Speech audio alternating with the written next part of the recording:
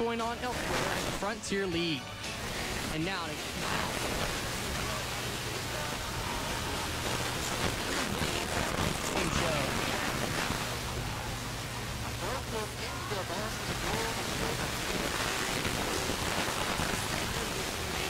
the Evansville Otters and the Joliet Slammers, and I am more than pleased to welcome back into the booth. I know everybody's been wondering where he is, but Bill McCune is finally back by my side here to call some baseball with me here tonight.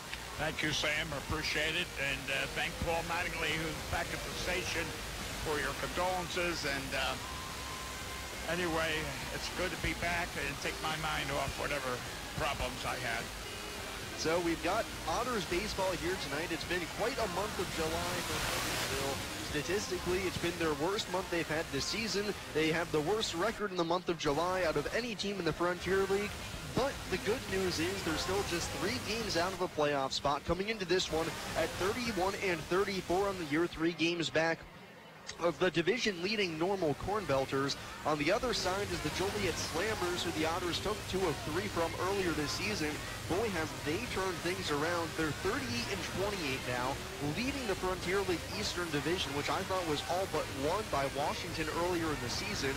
Joliet now leads it by a handful of games over Lake Erie and Washington, 2 games apiece. So Joliet, the best team in the league right now, going up against the Otters, quite arguably one of the coldest teams in the league, having gone now 5-11 since the All-Star break occurred during the beginning of the month of July.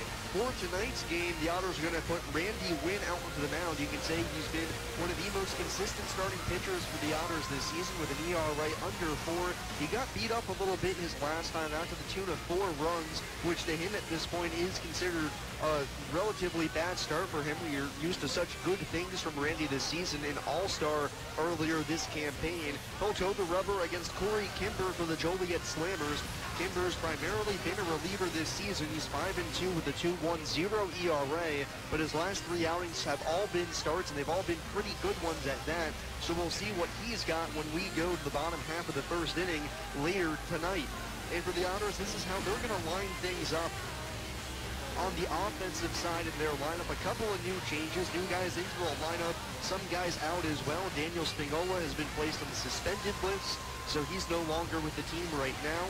And this is how things are going to look. Remember, fans, tonight's starting lineups are brought to you by Mr. Quick Pick, here to provide you the roadside service you deserve.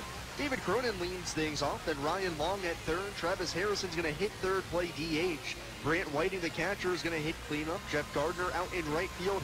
He'll hit fifth. New addition, Austin Bush, mammoth of a human being at 6'7", 275. He's going to hit sixth, play first. Zach Wells, he of the 2 pinch hit hits over the past week, he'll be out in left. J.J. Gould at short bats eighth, and Hunter Cullen, who smacked his first 2 home runs of the season this past week, will bat ninth. And speaking of Zach Wells, I sat down and talked with him prior to today's game to get inside of the mind of a guy who had some success pinch hitting this past week, including run. We'll take our first break here on the pregame show and return with that interview with Zach Wells. You won't want to miss listening to the Evansville Otters pregame show on WUEV 91.5 FM. Brought to you and Con. Hi, I'm Bill Morgan of Bill Morgan Roofing and Construction. I've built a reputation of doing quality work and the test of time. We didn't get here by knocking on doors, talking gibberish, or trying to be the lowest bid. We don't like to be sold to, and that's not what we do. My philosophy is simple: treating your home like it's my own, from start to finish. For roofing, gutters, siding, give us a call at Bill Morgan Roofing and Construction. Roofing the right way.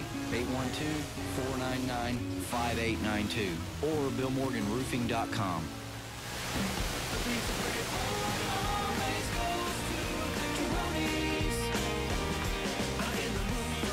And I'm ready to go. The Pizza Brick Road goes to Tyrone. So follow me down the Pizza Brick Road. Road down to Tyrone. The Pizza Brick Road. The Pizza Brick Road always goes to Tyrone's. I'm Billy Bolin, and I want to share some exciting news with you about Mickey's Kingdom. Back in 2004, our community came together to build Kids Kingdom, and I'm proud to say our community is coming together again. This September, we're going to build a larger, better, and more accessible playground for people of all abilities, including a swing and merry-go-round that accommodate wheelchairs. The original playground was 12,000 square feet. Mickey's Kingdom will be 20,000 square feet, have a poured-in-place rubber surface, and will climb higher in the air. If you would like to learn how you can help, please visit our website at Mickey's Kingdom, DowntownEvansville.com.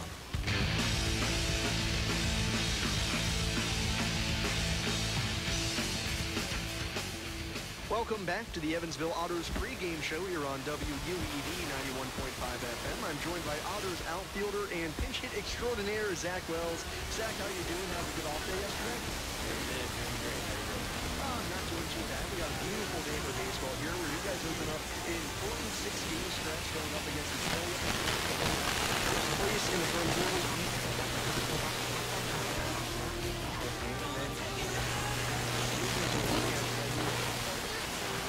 Third or fourth place at 34 and 31. You guys 2 out of 3 from them, but now all of a sudden they're the best team in baseball, or in Frontier League baseball right now. What do you think you guys will see that's similar or different from the first time around? You know, like you said, last time we took 2 out of 3. You know, I felt like we should have swept the team. On getaway day, we had a tough outing there, but you know, I feel like, you know, they're probably changed up their team just like we've changed up our team. We got guys, you know, retiring. You know, we got guys getting out of here, picking up new players. So, you know, we're still trying to feel it out. I mean, the guys that have been here since we've played Joliet the last time, you know, we just need to step it up a little bit. We're not playing the type of baseball that we need to be playing right now. So we just need to get it together and start clicking as a team, and then I think we'll be all right. How difficult is it when you've already faced Joliet on the season, and like you said, you had success against them, to then kind of temper expectations going into this series when all of a sudden they are now the best team in the Frontier League? How do you manage, well, okay, we took 2 out of 3 the first time, but it's going to be a little bit harder this time around? Right. You know, like you said, it's going to be a little different, you know, but they're still a Frontier League team, and so are we. And you know, I still feel like we're the best team here. You know, their record proves that, you know, maybe they're a little bit hotter than us right now. But I think we're the best team, and I have nothing to fear with anything that they throw at us. And, you know, I have all the confidence in our guys right now, so I think we'll be okay. And like I said at the beginning of this interview, you're now a pinch hit extraordinaire. If I'm remembering off the top of my head, those might be the first 2 pinch hits for the entire Otters team on the season. You came in, I think it was Wednesday, you pinch hit for Daniel Spingola after he swung and missed at a pitch that hit him on the back leg. You came on with a 1-2 count, got a hit in that situation. Then you pinch hit again for him on Sunday and smacked a 2-run home run. I think pinch hitting personally is one of the most difficult things out there for a hitter coming off the bench cold. What do you think made you so successful? You know, I think it was just, you know, just being thrown out there, and you know, it's a different mindset when you go up there. You know, maybe I'm more relaxed. You know, I'm watching the whole game, so maybe I've seen what he's got already. It felt different when I was in the box, especially when you get into the count where you're 1-2 and it's your first pitch you're seeing, and you're like, man, I mean, can't screw up here. What are they gonna think? But you know, that was kind of just, you know, just go with it, have fun, you know, let my abilities, you know, play out, and you know, ended up getting a hit that game, or that at bat. And then the next pinch hit, like you said, I know that was actually pretty good at bat. When I went up there, you know, I wasn't, you know, it was just like, hey, Zach, you're going in. I was like, all right, so here we go. You know, took a couple warm-up swings, legs loose, and you know, I saw some pitches, fouled off some pitches, and then, you know, finally got a 3-2 fastball and just swung and hit it. So, you know, it just came off well and worked out. I think you're selling yourself a little bit short on you swung it and hit it. That was one of the hardest hit balls I've seen from you and as well as from the team this season. That ball was absolutely crushed. That was your first home run actually in just about a month as well. That must have felt really good coming off the bat. Yes, it did. It felt really good. It was one of those ones where you don't feel it at all, and you see where it's going, and it's one of those no-doubters. So actually when I hit it, I heard the catcher's mitt slam to the ground, and that's when I realized, well, that's going to be gone. So that was kind of funny. But had you ever, obviously I assume you probably had pinch hit before in your life, ever have a pinch hit homer or like as much success pinch hitting? No, I would say I don't think I've ever had a pinch hit home run before, so that was a first for me. So that's a pretty cool thing, but now you're back into the starting lineup here tonight up against Joliet, as I mentioned. You said earlier in the interview you've been struggling lately. How tough is it to kind of keep the morale high when, although you guys have been playing probably your worst stretch of baseball in the season, you're still only 3 games back? Right, yeah, and that's the thing, you know, we're as bad as we're playing right now, we're still only 3 games behind, and you know, I think that's a blessing in disguise, I guess, but you know, we'll just figure it out, and you know, I think the morale is not terrible right now, you know, it's a little low, but guys are still, you know, trying to have fun and stay relaxed, and I think that's one of the biggest things is, you know, when we're swinging at pitches that we shouldn't be swinging at, you know, I think guys are just trying to try too hard right now, you know, and if we just, you know, continue to swing at pitches that are hittable, you know, that are in the zone, swing strikes, take the balls. It sounds so simple, but I know that's really what it is. But I think we just, you know, change our game plan a little bit mentally and our approaches a little bit, you know, we'll come out on top. Well, Zach, thank you so much for your time and best of luck tonight. Thank you. You've been listening to the Evansville Otters pregame show on WUEV 91.5 FM. GD Ritzy's is a proud supporter of Evansville Otters baseball. GD Ritzy's menu features hamburgers, grilled chicken sandwiches, old-fashioned peanut butter and jelly, and ice cream. With 3 Evansville locations: west at 4810 University Drive, on the north side at 4320 North 1st Avenue, and on the east side at 601 North Green River Road. GD Ritzy's is open from 10 a.m. to 10:30 p.m. Sunday through Thursday, and 10 a.m. to 11 p.m. on Friday and Saturday. GD Ritzy's, a proud supporter of the Evansville Otters. The 4th Annual Blues on the Rock Music Festival will take place on Sunday, September the 2nd at the Rockport City Park in Rockport, Indiana. There'll be regional and national blues acts, food vendors, an over 21 beer garden, and with children's activities, there'll be fun for the whole family. Sponsored by the Association for a Better Rockport and the River Basin Blues Society, advance tickets are on sale 812-686-0012. For more information, visit evansvilleblues.com. No matter how large or small your digging project may be, no matter how urban or rural, you must always call 811 before any digging project. 811 is our national one-call number, alerting your local utility companies to come out and mark any lines they have near your dig site. So before you do this or this, make sure you do this. For digging projects big or small, make the call to 811. Brought to you by Indiana 811. Welcome back to Bossy Field. We're just a few minutes away from first pitch here for the Evansville Otters against the Joliet Slammers as they try to push the tarp off the field right now. And it looks like they're having a wee bit of trouble doing that.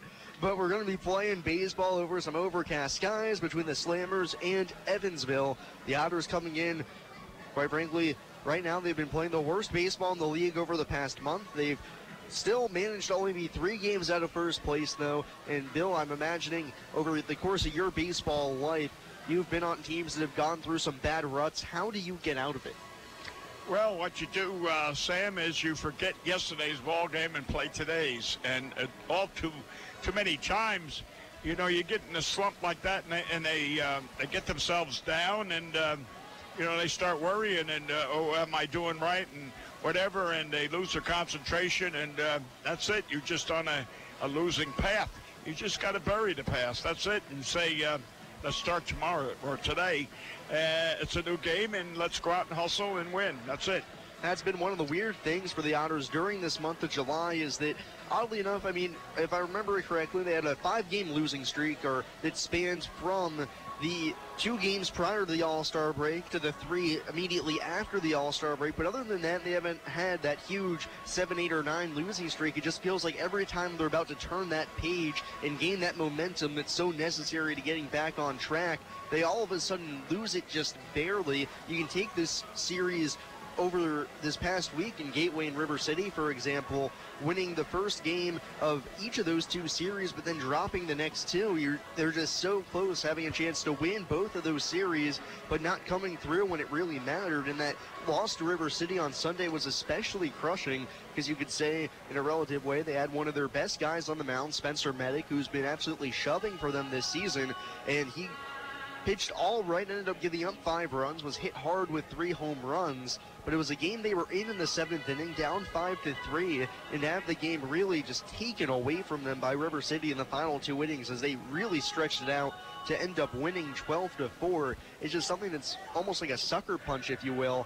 And for Evansville, it's hard to come back time and time again. You take the extra innings loss at Gateway when they had a lead, when they came back with 2 strikes, 2 outs in the 9th on a Ryan Long 3-run home run. That hit has felt like it's been missing all year. They take the lead in the 10th, and then unfortunately, Mitch Aker ends up blowing only his 2nd save of the season after pitching an inning and 2/3 the night before. It just seems like they're so close, but they just can't grasp it. I know. I remember that game, particular 5-3, and you're 5-2, and you're going into the last inning, and first out is made, then the second out is made, and I think, and I stand to be correct, I think it was a 2-2 count when Long finally hit the home run, which tied the game 5-5, and I said, oh boy, they're going to win.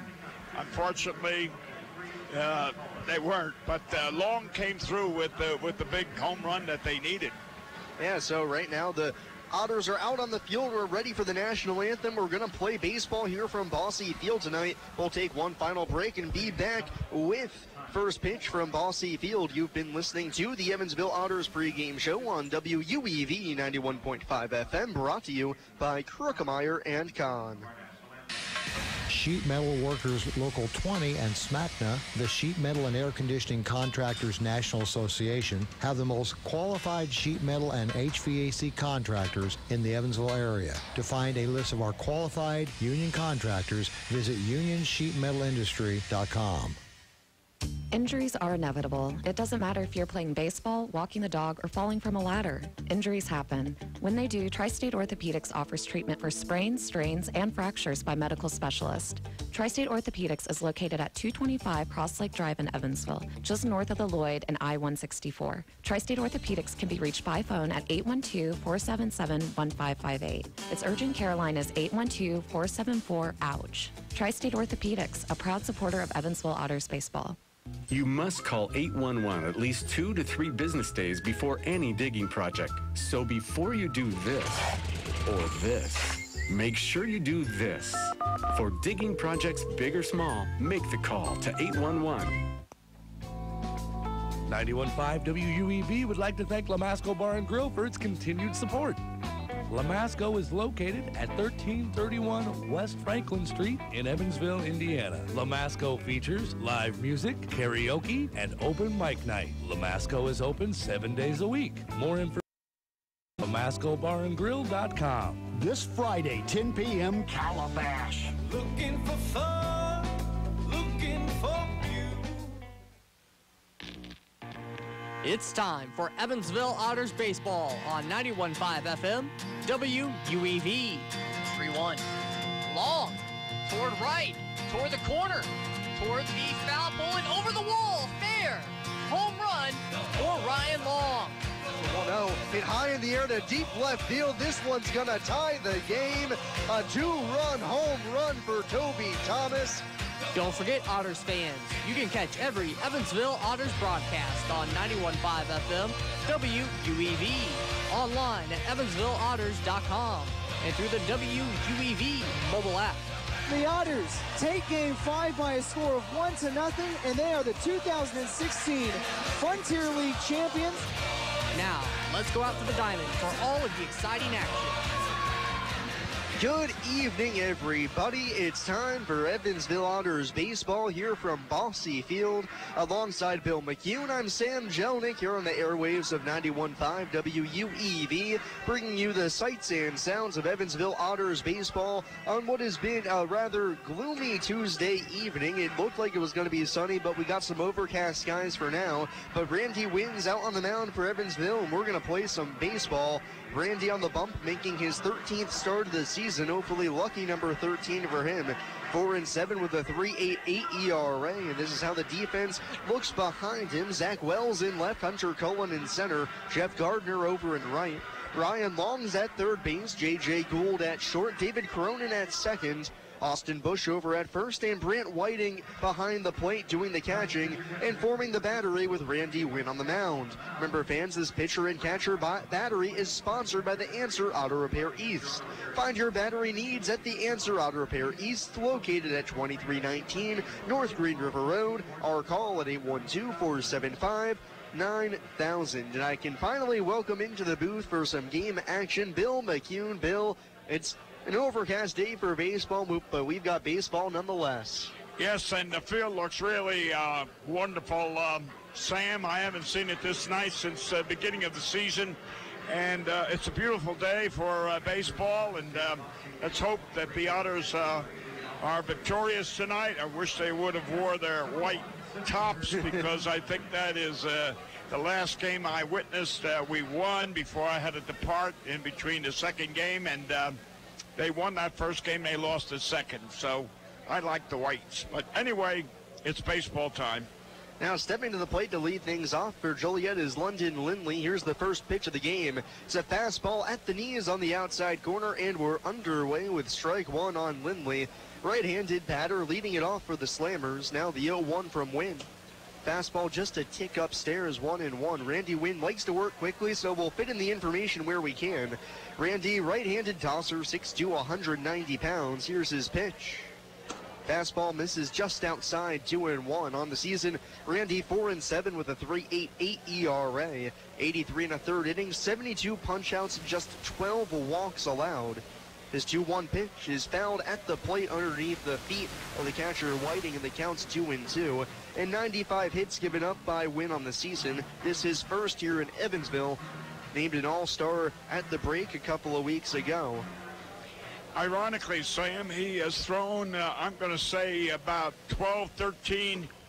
As the 2-2 misses up and in, nearly gets Lindley on the shoulder, but misses, so the count full 3-2 to open the game. Say 14, 15 pitches on his warm-up and the ones he just threw. He had nothing but fastballs. He hasn't thrown a breaking pitch, even warming up.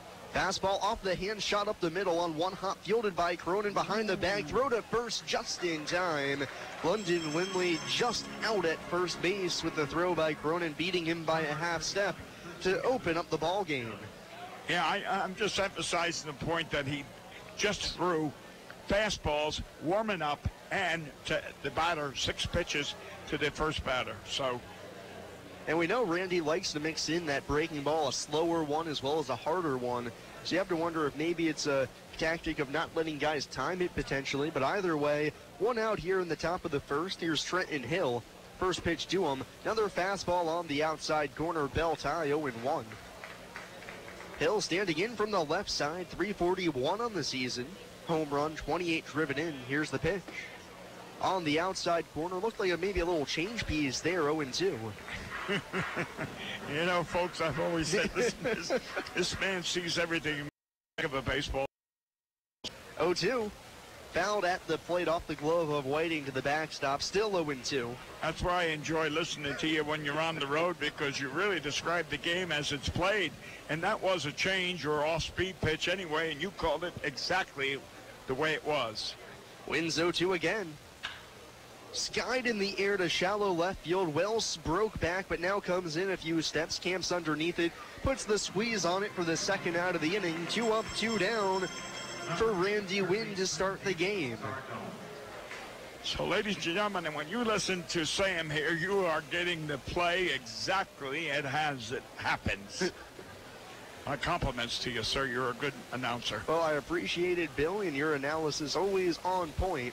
With Zardone standing in here, 2 outs, bases clear. The first pitch. Nice fastball from Randy, tails onto the outside edge, knee high, and he jumps ahead of Zardone, 0-1. Zardone, right-handed batter.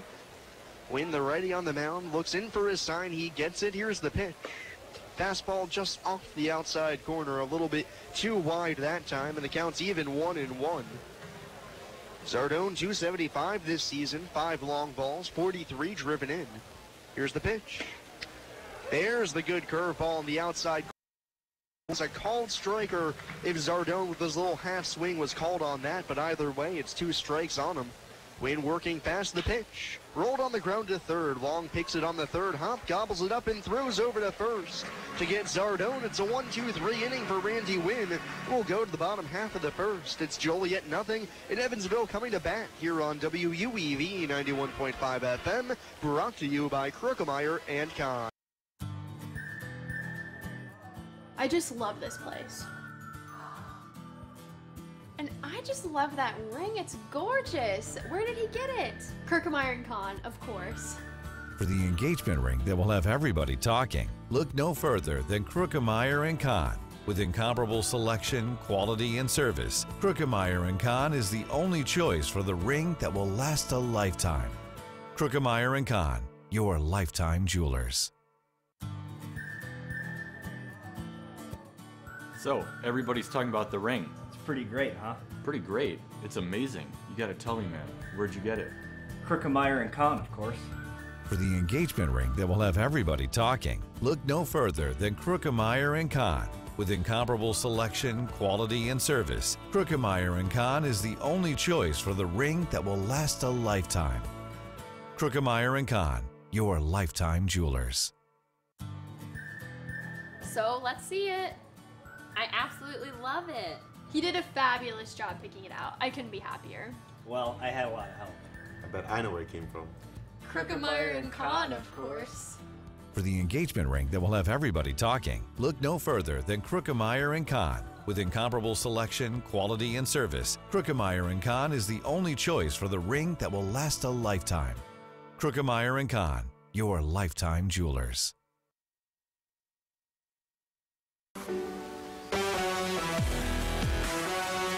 Bottom half of the first inning we go. It's Joliet nothing, and the Otters taking their first halves. On the mound for the Slammers is Corey Kimber, and this is how the defense looks behind him. Thompson out in left, Lindley in center, Travis Bolin in right, Danny Zardone at third, Chaz Meadows at short, Ridge Hoopy Haslam at second, Trenton Hill at first, and Trey Fulton behind the plate. To do the catching for Kimber out on the mound, former farmhand of the San Diego Padres, drafted in the 25th round in 2012. Right-handed thrower, 6'2", 210 pounds. Normally a reliever, but this is going to be his 4th start of the year. Working from the stretch with nobody on. His first pitch to Cronin is a fastball outside, 1-0. A little jerky delivery, but a little mustard on that pitch, so. Yeah, good velo from Kimber. We saw him at the beginning of the season when Evansville traveled to Joliet and took 2 out of 3 games there. His 1-0. Fastball on the outside half, 1-1 on Cronin. And he did well out of relief. He's been good all season long, 5-3 with a 2.10 ERA. 20 games, 3 starts. This will be his 4th. 51 1/3 innings, 49 punch-outs, 24 walks, and 32 hits allowed. Comes set, his 1-1.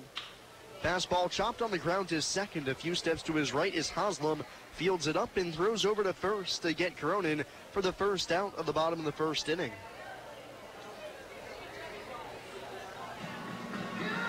I see where Ryan Long is now batting second.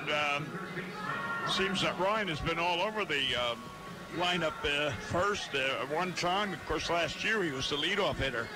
Yeah, for the beginning of this year, Ryan was hitting leadoff, then dropped to second with Cronin at the top of the order.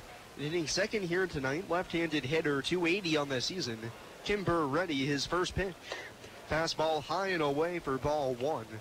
Kimber over his past couple of outings, 3 of them starts. It's been 6 innings, 7 and 7 1/3, with a grand total of 3 earned runs allowed during that time frame, so he has been exceptional as of late. 1-0 pitched along. Fastball at the knees over the heart of the plate, 1-1. Ryan, 6 home runs, that's second on the team, 31 runs driven in as well. 1 out, bases empty, bottom half of the first inning between Evansville and Joliet. Otters looking to take some games from the first place Slammers. The pitch spiked in, that had to be about a 50-foot fastball that came in and ricocheted off the catcher's mask. That just stuck in the hand of Kimber, 2-1. And if you notice, it hit the umpire because he's still throwing. It hit him on the fingers, and he is I tell you, it must have hurt. And never a pretty sign to see a pitch skip in that far in front of the plate. Yeah. Especially a guy like Kimber who's been so good. His 2-1 pitch, fastball on the outside corner, so he follows up the 50-foot breaking pitch with a fastball that sizzles over the edge, 2-2.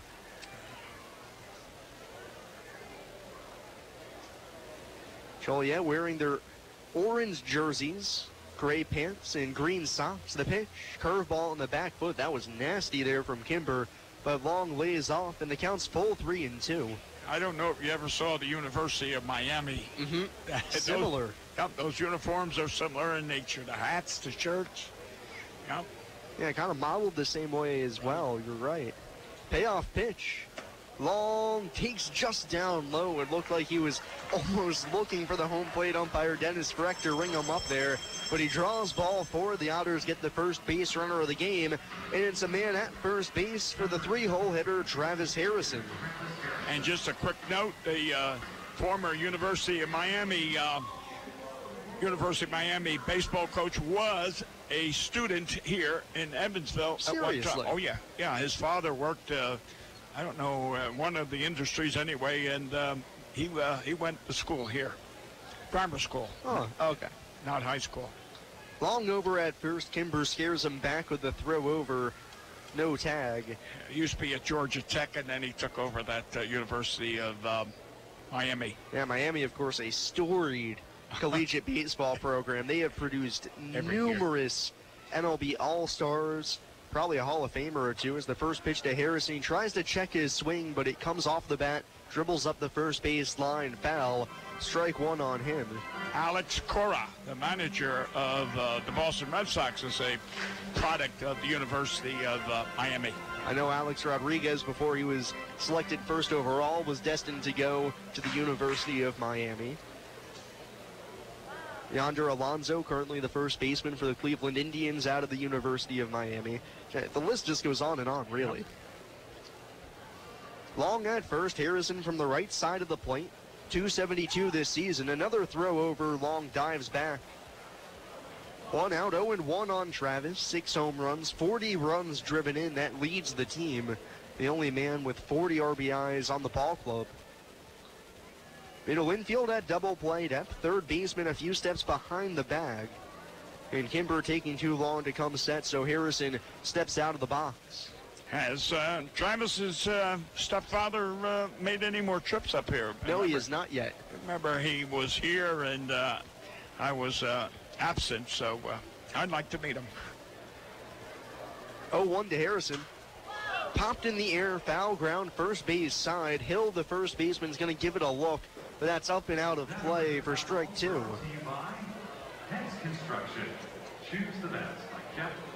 And I know Hunter Cullen's family was with him over the past week over in St. Louis and Gateway, as well as River City. Hunter in the lineup here tonight, and wouldn't you know it, he hit his first 2 home runs of the season, first as a professional with his parents in attendance. It always happens. That's why they ought to come and visit Otterville, Bossy Field, and have your son hit home runs. Help us win the game.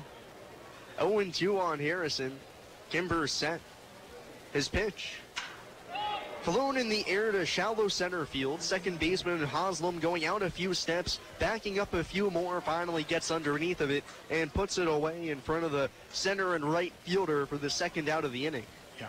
Now, who did you say their parents was here, Connor? Hunter Cullen. I know Keaton Connor's stepfather as well was also at the River City series. Oh, okay. So with 2 outs, Long still over at first. It's Brant Whiting's turn to hit. No score, bottom half of the first inning. Whiting left-handed bat, 361 this season. Another throw over. Long dives like a fish back to the base safely. Yeah, Ryan has got good speed. He can steal a few bases. 5 steals on the season, all caught 5 times. So the Otters have really toned down their running game as of late. Long with a healthy lead at first. The first pitch to Whiting. Backdoor breaking ball misses 1-0. You know, that's one of the things you alluded to earlier about how do you rejuvenate the team, and that is go back to being aggressive. You know, stop playing catch-up baseball and be aggressive. And Joliet, one of the most aggressive teams in the league, actually. The 1-0 fastball tails outside. Coming into this ball game, don't know the exact number off the top of my head, but Joliet has about 95 stolen bases on the season. Oh my goodness. And they have a couple of guys in their lineup that each have 20 plus. Lindley, he almost had that infield single his first time up. He's got 27. Well, he motored down that ball, that first base line. 2-0 pitch rips down the right field line, hooking towards the corner. That's going to be foul. Whiting turns on the 2-0 heater, just a little bit too much though. And it's strike one on him. 2 outs, Long returning to first base. 2-1 on Whiting now. Yeah, where did that Whiting come from? The Los Angeles Dodgers organization. Or previously, but with the Lincoln Dogs of the American Association. Yeah, I think one of our former ball players is over there in Lincoln. Yeah, another throw over to first, Long back. Off the top of my head, I believe it was John Schultz. Number 4, it's out there on the left field fence. Number 4, John Schultz. You're right. Kimber set again. His 2-1 offering rolled on the ground up the first base line. Foul. 2-2 now on Brandt. Also from the American Association, Manny Cruz played a few games there last season. Manny, we'll get to this later in the game, but Manny's actually now on the Joliet Slammers to complete the trade for Spencer Bennick, the player to be named later. Well, that's Manny Cruz. Well, in other words, you come into the locker room and you look at your locker, and then they say, hey, move over to the other locker room. 2-2 pitch, slider just outside, Whiting with a good take.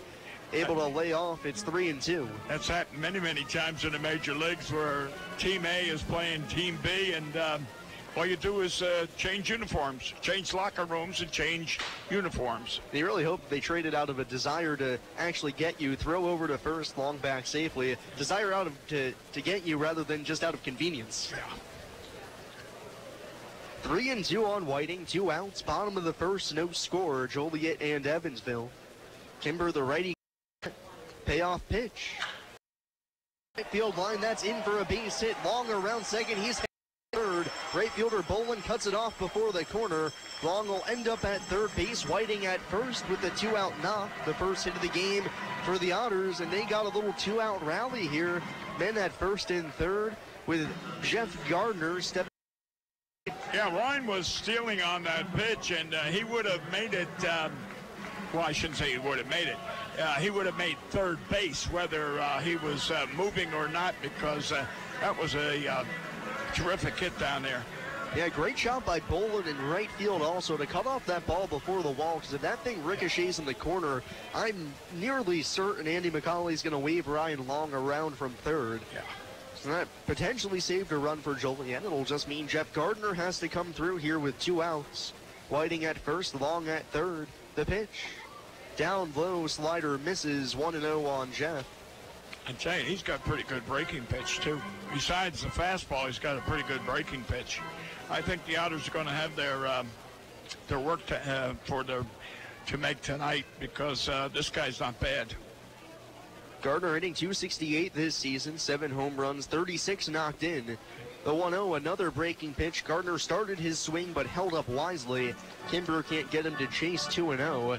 And on deck, a little bit of protection for Gardner. Austin Bush, newly acquired, played his first game back on Sunday. All 6 feet 6 inches of him and 275 pounds. Oh, boy. Kimber set. 2-0 pitch. Called strike one on the outside corner at the knees. A perfect pitch there from Kimber. Men still at the corners, 2 outs. Bottom half of the first inning. Otters looking to jump out in front. Gardner's at the plate. Kimber's on the mound. I see that Bush is Rome Braves. I'm assuming that's Rome, Georgia. Correct. Yeah. 2-1 pitch. Gardner lines it back up the middle. That's through for a base knock.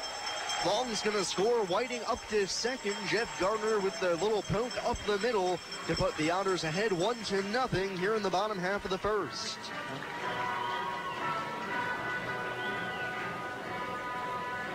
Well, if you notice, and I know you do, you did because you do all the time. Jeff just stroked at that ball. He didn't give it the home run swing. He just made contact, and that's what happens when you just meet the ball. You don't overpower it. to get base hits. Yeah, it wasn't a great pitch to hit. It was on the outer third. Jeff just went with it, laid the barrel on it. And now it's Austin Bush, big left-handed hitter. 1 for 4 with the Otters thus far. The first pitch swings and misses at a slider on his back foot, trying to ambush a fastball, but instead got the slider for strike 1. I tell you, that was one of the best sliders I've ever seen. It really broke. It had your knees buckled up here. I know it. I mean, that was that was a Sandy Koufax break. 2 outs, runners at first and second. 1-0 Otters, bottom of the first. Kimber set his 0-1. A little bit of a hanger there, wraps around the outside corner, a touch high as well. 1-1 on Bush. I tell you, Bush, even Ted Williams wouldn't have hit that ball that Bush missed. I mean, that was a terrific breaking pitch. Bush from UC Santa Barbara, played in the College World Series with them, then drafted by the Atlanta Braves last year. The pitch, another big swing and a miss out in front of a third straight slider from Kimber, 1-2. You know, I hate to say it, Sam, you weren't around in my day when I had that Otter uniform on, but that's my number right there, 39. That was the number I wore with the Otters. Would you still fit in that jersey? Yeah. Well, it was a 46, I'll tell you that. 1-2 pitch. Slider bounces in off the chest protector of Fulton, but Whiting's going to stay up at second, not risking the advance to third. But Bush lays off, so the count's 2 balls, 2 strikes, 2 outs, 2 on. Bottom of the first with Evansville in front already, 1-0.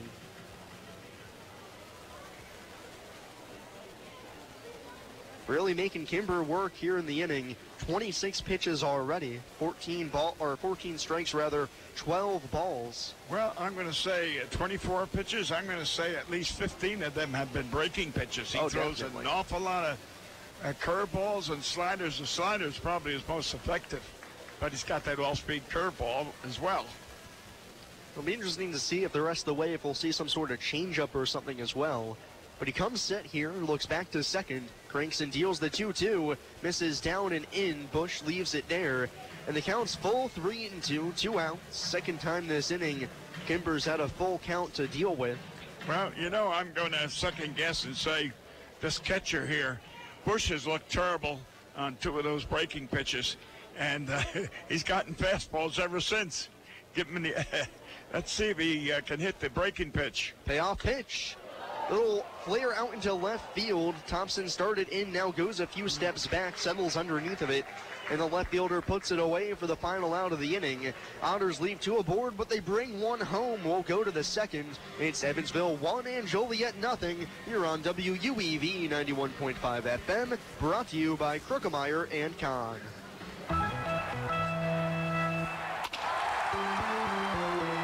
Hi, this is Joe Town, JM.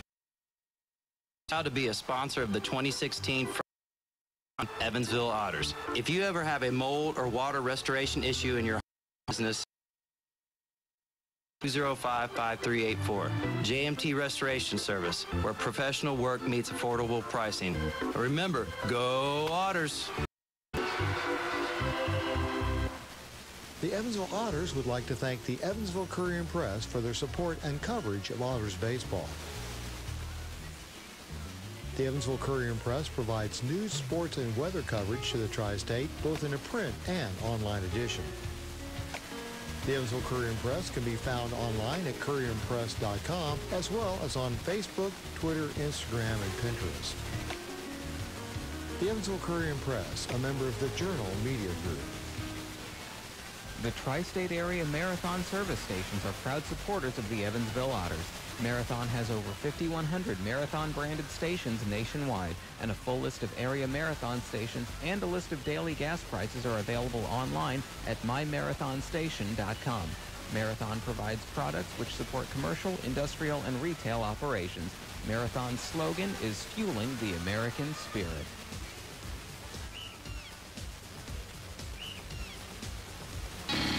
You're listening to exclusive coverage of Evansville Otters baseball on 91.5 FM WUEV Evansville.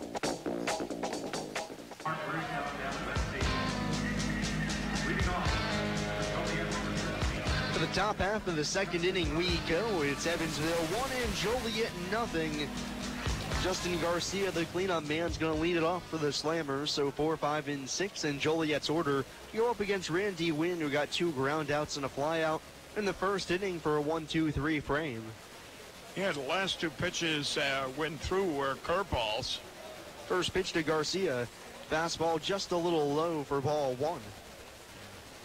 Yeah, 2 curveballs and an off-speed pitch out of all those pitches that he threw in the first inning.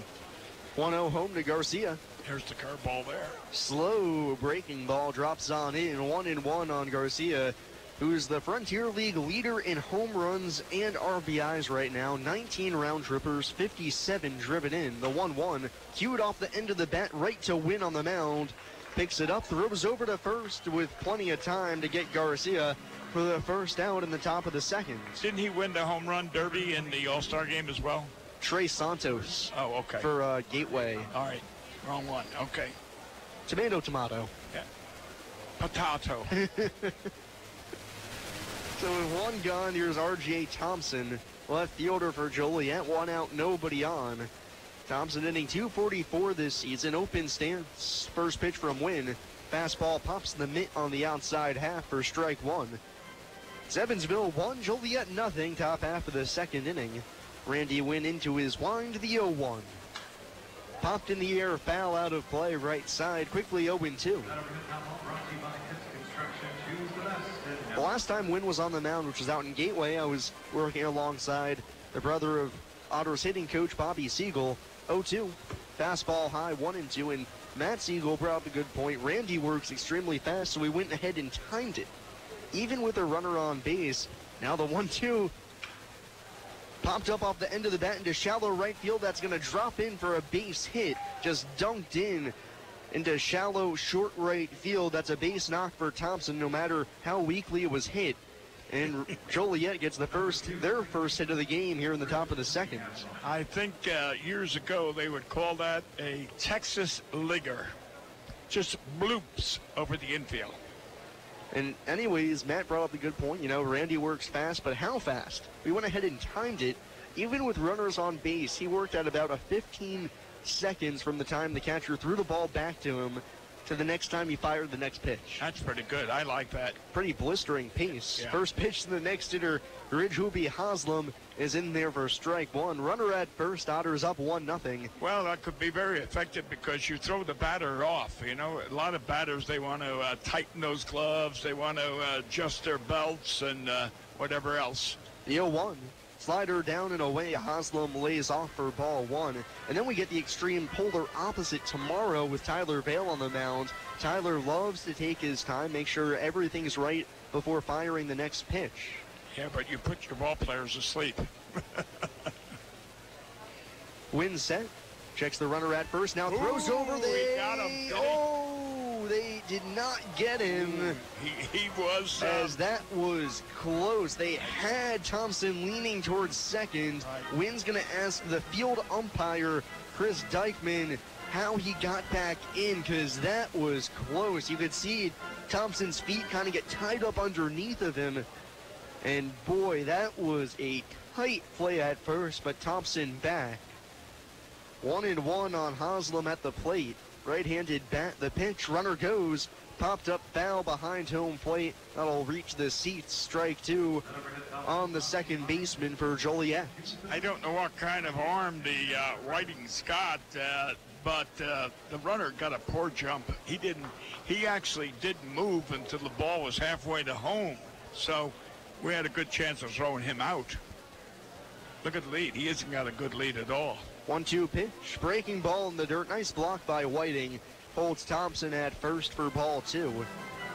I see my boy Rostello has got up to 238. I mean, he's doing a pretty good job. Yeah, hit 450 over the past week, 5 for 14, a couple of extra base hits, been hitting the ball well. Yeah, RBIs. Yeah. Got a double RBI there that one night. As well as a triple. Yeah. Win set. Deals the 2-2. Fastball just a bit high above the belt, and the count's full 3-2 on Haslam. Win his last time out. Wasn't exactly a poor start, but as I mentioned, 7 innings, 4 runs allowed, but the weird thing for him was he allowed 3 walks. That's the first time this year he's walked 3 batters in a game. And he's going. Payoff pitch, runner goes, swung on and missed, throw down to second is picked by Cronin. He gets the tag down in time to get Thompson at second for the strike him out, throw him out double play to end the top of the 2nd inning. We'll go to the bottom half of the frame. It's Evansville 1 and Joliet nothing here on WUEV 91.5 FM, brought to you by Krukemeyer and Kahn. I just love this place. And I just love that ring. It's gorgeous. Where did he get it? Krukemeyer and Kahn, of course. For the engagement ring that will have everybody talking, look no further than Krukemeyer and Kahn. With incomparable selection, quality, and service, Krukemeyer & Kahn is the only choice for the ring that will last a lifetime. Krukemeyer & Kahn, your lifetime jewelers. So, everybody's talking about the ring. It's pretty great, huh? Pretty great. It's amazing. You gotta tell me, man. Where'd you get it? Krukemeyer and Kahn, of course. For the engagement ring that will have everybody talking, look no further than Krukemeyer & Kahn. With incomparable selection, quality, and service, Krukemeyer & Kahn is the only choice for the ring that will last a lifetime. Krukemeyer & Kahn, your lifetime jewelers. So let's see it. I absolutely love it. He did a fabulous job picking it out. I couldn't be happier. Well, I had a lot of help. I bet I know where it came from.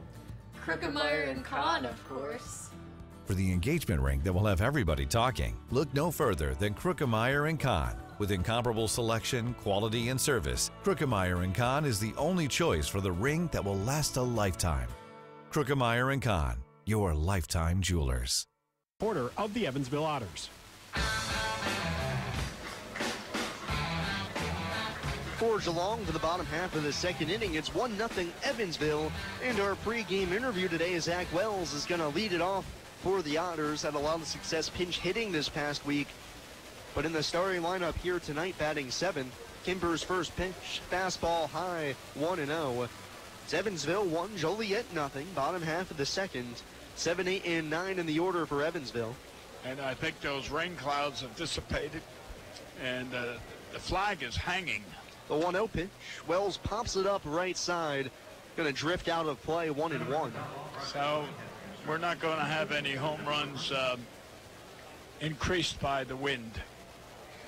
Yeah, over the past week, the Otters made the road trips through St. Louis, and if there's one thing to know about those ballparks out there, well, they're a little bit small. 1-1 pitch, Wells fouls it straight back, goes off the facing of the roof and nearly strikes J.J. Gould in the on-deck circle for strike 2. Yeah, I was going to say bandboxes anyway on the road, and the Otters had quite a few home runs. Yeah, they did. Unfortunately, they also gave up quite a few. Yeah. Over the 6 games, gave up 9 total. The 1-2 pitch, Wells swings and misses. The sharp slider for the righty for Joliet. 1 out in the bottom half of the 2nd. Well, that one guy hit the grand slam. That was his 2nd home run of the evening. So. Yeah. So the Otters, and really it wasn't that bad up until you got to Sunday's game in River City, where the Otters pitching staff ended up giving up 4 home runs. Paul Cronenfeld had, or Clint Freeman, had 2 of them. Ransom Lalonde hit 1. Mike Giorgella hit 1. And now J.J. Gould for the Otters stands in. Timbers fastball to him is just a little high for ball 1. 1 out, bases empty. Gould at the plate, bottom of the 2nd. Right-handed hitter, hitting a .185 on the season. Kimber set the 1-0. Fastball yanked outside, nearly tears the arm off the catcher Fulton. 2-0. Yeah, when Giorgello played for the Otters a few years back, I always referred to him as Jello. And here comes Jello. Any particular flavor? The 2-0 pitch, that's there. Called strike 1 at the knees. 2-1 on Gould. At the end of the season, his mother said they were going to bring me something of Jello, and they didn't know how to freeze it. Anyway. Gould, a double 3 RBIs on the season.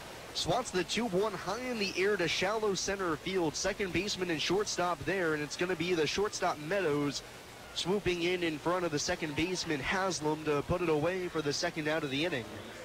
I tell you, folks, that was so high that Mr. JJ was nearly at second base when the ball was finally caught. He's got pretty good speed. Yeah, it's nice also as well. I mean, of course, he hates popping up like that, but you never know if something like that's going to drop in. Oh, I know. And if he can be standing on second, if somebody makes an error out there, that's huge. That's right. It's nice to see the hustle. With 2 outs, here's Hunter Cullen. Otters still up 1-0. The first pitch, fastball outside, 1-0.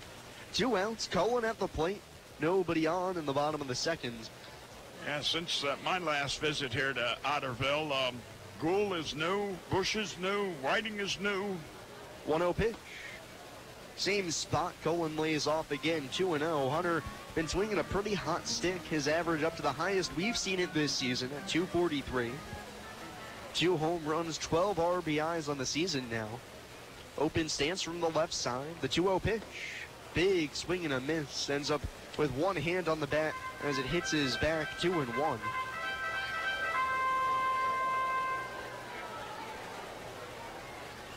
Otters looking to avoid the 1-2-3 inning after getting 3 base runners in the first that produced the only run of the game to this point. The 2-1 crosses the plate knee high, 2-2 on Cullen. Hunter wearing the high navy blue socks. Otters wearing the navy jerseys here at home, which they'll often use on the road as well. Kimber set his pitch. Rips down the right field line, heading towards the corner. Bolin going back at the track. He jumps, it's off his glove as he crashes into the right field fence. Cullen around second. He's headed for third. He's going to be in with a stand-up triple. And Travis Bolin just took an absolute face plant into the right field fence. Went full bore into the wall. Cullen in with a triple with 2 outs. Bolin bent over at the knees a little bit here, wondering whether or not the trainer's going to come out to check on him. Well, he's, I know he's hurt a little because he's bending over, Sam, and I'll tell you what, whether he got the wind knocked out of him or what, but there's a little pain he's suffering right now. Yeah, Bolin did not let up trying to chase down that ball into the corner. Went with kind of an extended leap into the air, glanced off his glove as he crashed full speed into the right field fence. And the fences here at Bosse Field, unlike a lot of the newer parks, are not padded, they're just chain link. So it hurts to go into those. Lineup turns over for Cronin. First pitch of the AB, high and away, ball 1. 2 outs, Cullen at third after the triple. Cronin at the plate, bounced to second his first time up. 2 outs, Otters already leading 1-0. Kimber set. Kicks in, deals the 1-0. Fastball again, misses outside. 2-0 on Cronin. Left-handed stick. He's driven in 20 on the season. Well, if he throws that hard, wicked, breaking slider and throws it in the dirt, we might be able to get a run home on the wild pitch. Cullen, good speed at third. The 2-0. Again, the fastball rides off the outside corner. 3-0 on Cronin. Ryan Long on deck.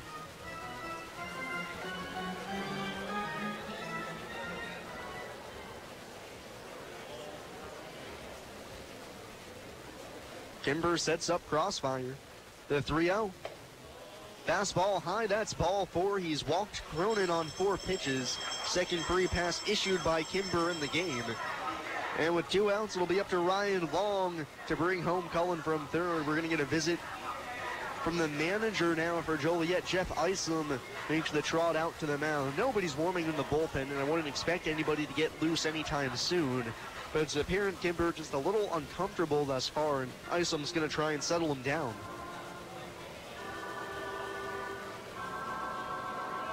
While Isom's out on the mound, remember fans, whether you're searching for an exquisite diamond engagement ring, diamond anniversary band, dazzling earrings, or a gorgeous diamond bracelet, Krukemeyer & Kahn is the place for extraordinary value and a pleasurable experience.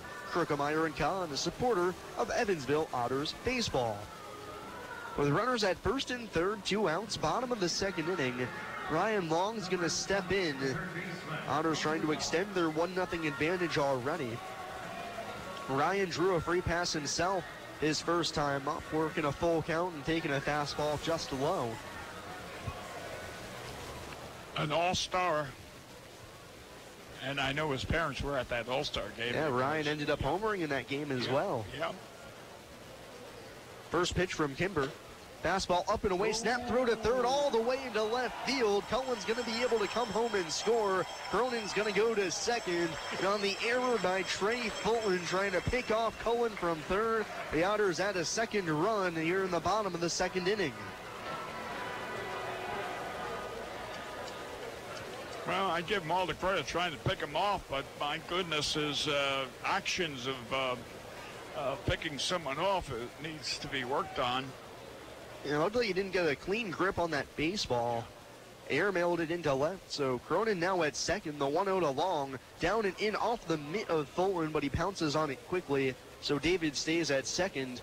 But more importantly, now 2-0 on Long. Kimber suddenly losing feel for the strike zone here. I wouldn't be surprised if someone doesn't, if he gets on, someone will warm up.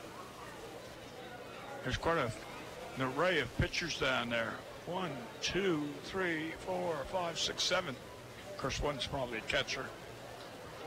Kimber fakes a throw back to second base with a jump spin. Cronin dives back, but nobody's home, so no throw.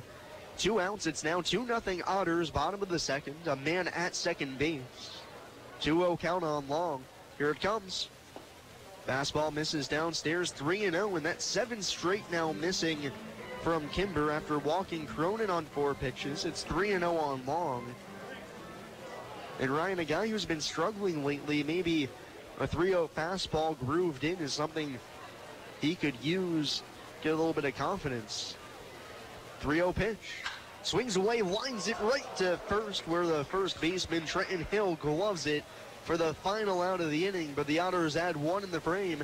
We'll go to the third. It's Evansville 2 and Joliet nothing here on WUEV 91.5 FM, brought to you by Krugemeyer and Kahn. SRG Global, a Guardian company, would like to wish the Evansville Otters the best of luck in today's contest. Founded in 1932, SRG Global is one of the world's largest manufacturers of chrome-plated plastic parts for the automotive, commercial truck, and household appliance industry. Located locally at 601 North Congress Avenue in Evansville, SRG Global can be found online at srgglobal.com. They can also be reached in Evansville by phone at 812-477-6151. Since 1994, Slays Restoration has been assisting tri-state residents clean up and restore their properties after disasters of all kinds. Located at 2121 Cotter Avenue in Evansville, Slays Restoration offers assistance for water damage, fire and smoke damage, mold and biohazard mitigation, complete reconstruction, and much more. Slays Restoration can be reached toll-free 24 hours a day at 1-888-776-8555. It can also be found online at slaysrestoration.com.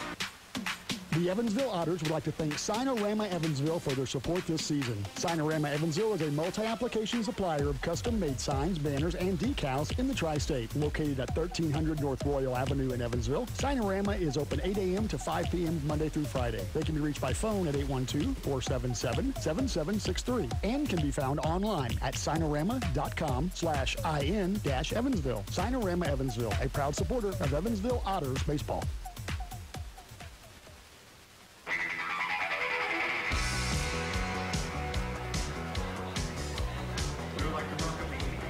We go to the top half of the third inning here from Bossy Field. It's Evansville 2 and Joliet nothing alongside Bill McHugh. I'm Sam Jelinek here in the Bossy Field press box as the Otters look to snap a little 2-game losing streak. They've lost their past 4 straight series as well. So looking to get off on the right foot here against the Slammers. Wins first pitch at the top of the third, just outside to Travis Bolin for ball 1. Through 2 innings, Wins faced the minimum thanks to a strike him out, throw him out double play. Now the 1-0 to Bolin, bounced right back to Win on the mound. Nonchalantly gloves it and throws over to first to retire Bolin for the first out of the inning. Nice job there by Randy after finishing the pitch, becoming a fielder. Ball hit right back to him. Played it calm, cool, and collected to retire Bolin. 1 out here in the top of the third. And now Trey Fulton. His error led to Hunter Cullen scoring from third last inning, trying to pick off Cullen from third base. First pitch from Wynn to him. It's a fastball outside, 1-0. Fulton, the catcher for the Slammers, hitting .280 this season. 2 home runs, 15 RBIs. Having a good season thus far, but a snide as of late. The 1-0. Fastball called, strike one at the knees on the outside black. A perfect pitch from Wynn. And not to pile on Mr. Trey Fulton after the error in the second. Bill, can you guess how many at-bats it's been since he last got a hit? 1-1. Flown in the air to center, and you're going to have to add one more to that number now as Colin gets underneath of it in center field for the second out of the inning. 33. Oh, you're close. You're 10 off, but 23. Okay. 33 would have been a lot, but that's now 23 straight at-bats for Trey Fulton without a hit. Impressive that he's still hitting .280, quite frankly, after that kind of stretch. I would say so. He probably was a 330, 340 hitter prior to that leak in the dam. Leak, you might want, if that's what you're calling a leak. First pitch of the 9-hole hitter, Jazz Meadows is hucked over for strike one. 2 outs, top half of the third inning. Otters lead 2-0, and that's what you call a leak. I would love to know what a full-on break would be. 1-0 pitch is high, 1-1. That's several. What do you call those 4 strikeouts in a row? The golden sombrero. Yeah, there'll be 3 of those golden sombreros. Meadows hitting .253 this season. 2 outs, nobody on top of the third. Otters up by 2. The pitch. Fastball on the outside corner. Wynn gets it on the black. And it's 1-2 on Meadows. A home run, 15 RBIs for the shortstop for the Slammers this season. Wearing a bright orange shin guard on his front foot. 1-2 from Randy. Slider just outside. Meadows thought about chasing, but he lays off, and the count's even at 2. Randy's only struck out 1 through the first 2 2/3 innings, but he has only allowed 1 base runner. Roxon fires the break-even pitch. Fastball called, strike 3 on the outside corner. Wynn dices up Meadows and sets him down to end the third. We'll go to the bottom half of the frame. It's Evansville 2 and Joliet nothing here on WUEV 91.5 FM, brought to you by Krookemeyer and Kahn. I just love this place. And I just love that ring. It's gorgeous. Where did he get it? Krookemeyer and Kahn, of course. For the engagement ring that will have everybody talking, look no further than Krookemeyer & Kahn. With incomparable selection, quality, and service, Krookemeyer & Kahn is the only choice for the ring that will last a lifetime. Krookemeyer & Kahn, your lifetime jewelers. So, everybody's talking about the ring. It's pretty great, huh? Pretty great. It's amazing. You gotta tell me, man. Where'd you get it? Krookemeyer and Kahn, of course. For the engagement ring that will have everybody talking, look no further than Krookemeyer & Kahn. With incomparable selection, quality, and service, Krookemeyer & Kahn is the only choice for the ring that will last a lifetime. Krookemeyer & Kahn, your lifetime jewelers. So let's see it. I absolutely love it. He did a fabulous job picking it out. I couldn't be happier. Well, I had a lot of help. I bet I know where it came from. Krookemeyer and Kahn, of course. For the engagement ring that will have everybody talking, look no further than Krookemeyer & Kahn. With incomparable selection, quality, and service, Krookemeyer & Kahn is the only choice for the ring that will last a lifetime. Krookemeyer & Kahn, your lifetime jewelers.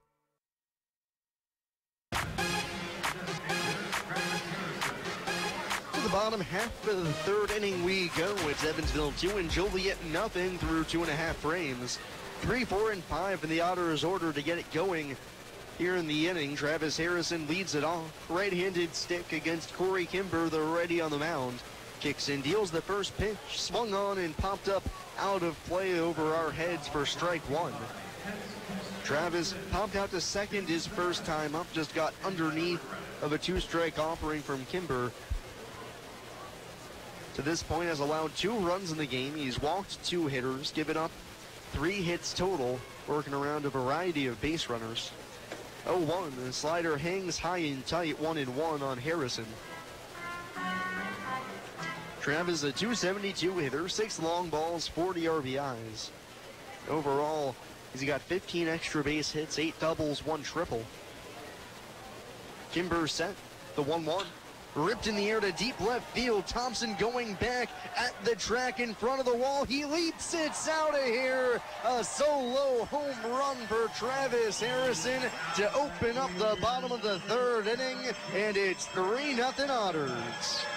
Yeah, as I always say, Sam, just watch the outfielder, the way they react on whether it's in the ballpark or up against the fence or over. And I'll tell you what, that left fielder started running back real quick, and then he got to that fence and he leaped up. So anyway, I'm happy for Travis, and I hope his father-in-law is down there in Florida listening. And first pitch to Brant Whiting. He tries to go back-to-back, but skies it in the air to shallow left center field. The shortstop Meadows all the way back there makes the call and the catch.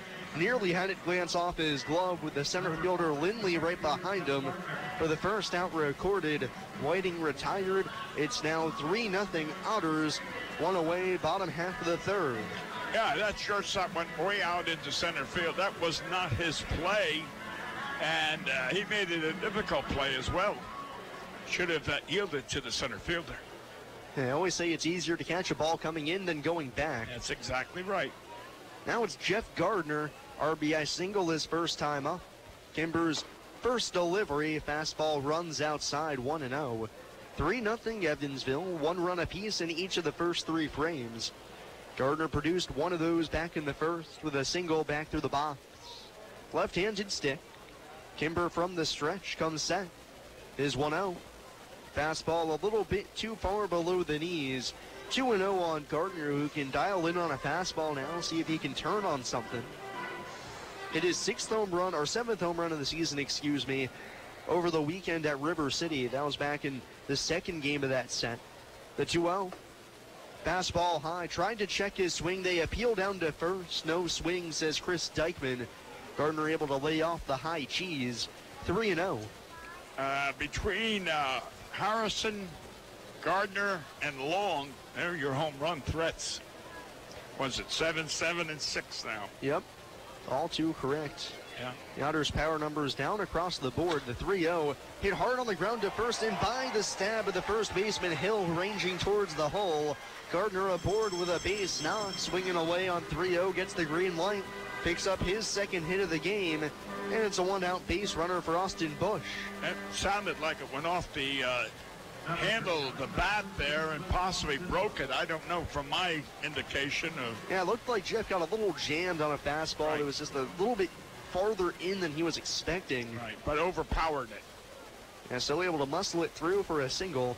And now here's Austin Bush, flew out to left his first time up. Throw over to first. Gardner back diving. And Bush did not look good on the 2 breaking pitches, his first at bat. But then they gave him nothing but fastballs on. Let's see what this guy does to Bush now. If I was catching, I'd call for nothing breaking pitches.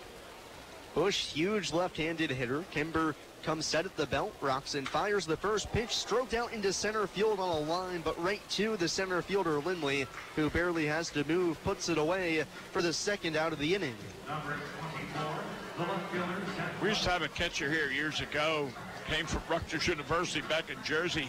It was a Cincinnati Red. Played at Dayton down the road. And he could hit a fastball out of any ballpark there was. But he couldn't hit the curve. And I was so amazed that pitchers in this league threw him breaking pitches. He ended up, I think, 16 or 17 home runs for a couple of years. 2 outs. Gardner still at first. Here's Zach Wells hitting from the right side. Another throw over. Gardner scampers back safely. 3-0 Otters now, rather. Bottom half of the 3rd inning on the Travis Harrison solo homer to left. Gardner at first. Wells at the plate, right-handed bat. Kimber comes to the ready. Fires the opening pitch. Fastball down and in. Wells leaves it there, 1-0. Zach with an average of just 209 on the season, 3 home runs, 13 runs driven in, but's been heating up lately over his past 10. 321 average, a home run, 4 RBIs. That includes a pinch hit home run on Sunday. The pitch, runner goes, slider down and away. Fulton never had a chance. So just put the ball in his back pocket. Gardner slides into second base safely with his 8th steal of the season. It's always tough for a catcher. Get a slider in the dirt that you got to backhand. Almost impossible to get a throw off. And Fulton, learning his lesson after throwing a ball away earlier in the game, puts that one back in his pocket. 2-0 to Wells. Fastball upstairs, 3-0 on Zach. Yeah, Sam, you're right in what you just said, but as a former catcher, catchers today don't have the agility. They don't move. They backhand rather than shift. He should have had his body in front of it and scooped it. 3-0 on Wells. The pitch. Swings away, hits it hard through the hole on the left side. That's a base hit. Gardner to third. He's going to be waved around as the left fielder Thompson has trouble picking it up. Throw back home is cut off by the third baseman Zardone. Gardner scores. The Otters are gifted another run in the inning. It's now 4-0 on the single and subsequent error by the left fielder Thompson. 4-0 Evansville. I don't know if that's an RBI or not. It depends on how the scorer gets it. I'm going to guess it's no RBI for Wells since Gardner had already stopped at third by the time the left fielder got to the ball, and it was only until Thompson had trouble picking it up that McCauley sent him home. Well, that's the way I would call it, and but I'm not the official scorer. Wells now at first. Here's J.J. Gould. Swings away on the first pitch. Pops it up out of play for strike one. You see how that aggressiveness of stealing second base paid off. That extra base proves crucial for Gardner to score from second. Now 4-0 Otters. They've scored in each of the first 3 innings here. Now 2 in the 4th. Wells still at first. A solid lead. Got a big lead. Kimber set. The 0-1. Runner stays put and fouled back off the facade for strike 2. With 2 strikes on Gould now, would not be surprised, like you said, with Wells having the big lead, to see him run here. Zach stolen 6 bases, only been caught once. He's got good speed. You don't play center field unless you can run. 0-2 on Gould. Kimber set, holding, kicks, deals the 0-2. Fastball misses off the outside corner. 1-2 on JJ. Popped out to second his first time up. 2 outs, bottom of the 3rd. Evansville in front 4-0. Zach Wells over at the first base bag. Kimber, the righty on the mound, comes set. Uncorks the 1-2. Runner goes. Slider down and away. Throw from Fulton to second is high. Nice jumping catch by the second baseman, Hopi Haslam, in order to bring that one down, but Wells slides in safely well ahead of the throw. Second stolen base of the frame for the Otters. For Wells, it's his 7th on the season, and the count's 2-2 on Gould. You know, I grew up, Sam, with a fellow, a young man that lived across the street from me growing up, and he was a catcher for the other high school, of course. 2-2 pitch, slider down and away. Gould thought about chasing, but leaves it in the dirt, and it counts full 3-2. Hunter Cullen on deck. We were always competitors. He went to one school, I went to the other. We always were on the same teams and semi-pro and so on. And both of us signed pro. He played with the Giant Farm Club. Payoff pitch. Shot foul on the right-hand side. Still full on Gould. And he had a shotgun of an arm. But like this young catcher here, his biggest mistake was he would catch it, stand up, cock the arm, and then unload. He didn't have that smoothness. He ended up throwing a lot in center field as well. Still 3-2 on Gould. The pitch. Chopped foul, third base side. Gould stays alive. You know, everything is smooth. The catcher has to rhythm. You know, everything blends right in. You receive, but as you're catching, you're also moving your body and throwing it. And your brother had arguably one of the best to ever do it when he was with the Florida Marlins at the time, Ivan Rodriguez. Oh, yes. Pudge. Pudge, boy, was he smooth. Yes. Kimber set. The 3-2 again. Popped up off the hands. Gould spoils another pitch. I read something about Pudge lately. His son's in the big leagues. Yeah. Pitching for the San Francisco Giants, Right. holding his own. You know, you were talking about St. Louis, and my brother was managing the Marlins, and I had a group of fellows that all went to St. Louis, and we gathered after in the hotel lobby, and Kimber ready. The payoff again. Fastball called. Strike 3 on the outside corner. Gould was ready to take first base, but he's rung up by Freck for the final out of the inning. We go to the fourth. It's Evansville 4 and Joliet nothing here on WUEV 91.5 FM. Brought to you by Krukemeyer and Kahn.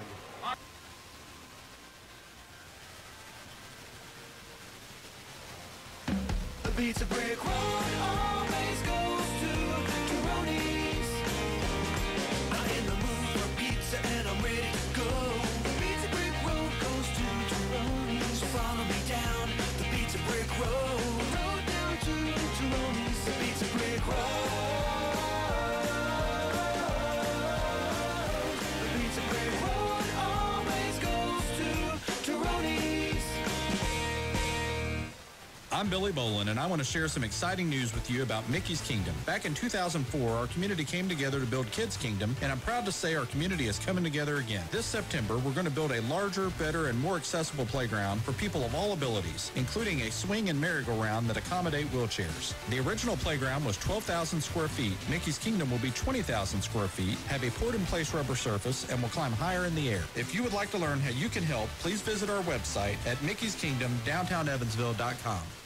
Hi, I'm Bill Morgan of Bill Morgan Roofing and Construction. I've built a reputation of doing quality work that will stand the test of time. We didn't get here by knocking on doors, talking gibberish, or trying to be the lowest bid. You don't like to be sold to, and that's not what we do. My philosophy is simple: treating your home like it's my own, from start to finish. For roofing, gutters, siding, give us a call at Bill Morgan Roofing and Construction. Roofing the right way. 812-499-5892 or BillMorganRoofing.com.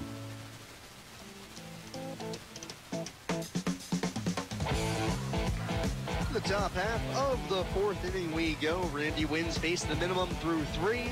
The Otters have scored 4 runs in the first 3 innings. And it's the top of the order for the Slammers to begin the top of the fourth inning. London Lindley leads it off with Evansville in front 4-0. This is just the start the Otters needed, coming off of now 4 straight series losses, returning home with emphasis against the first place and world-beating Joliet Slammers. Wins first pitch to Lindley, shows bunt, but watches a fastball on the outside corner for strike 1.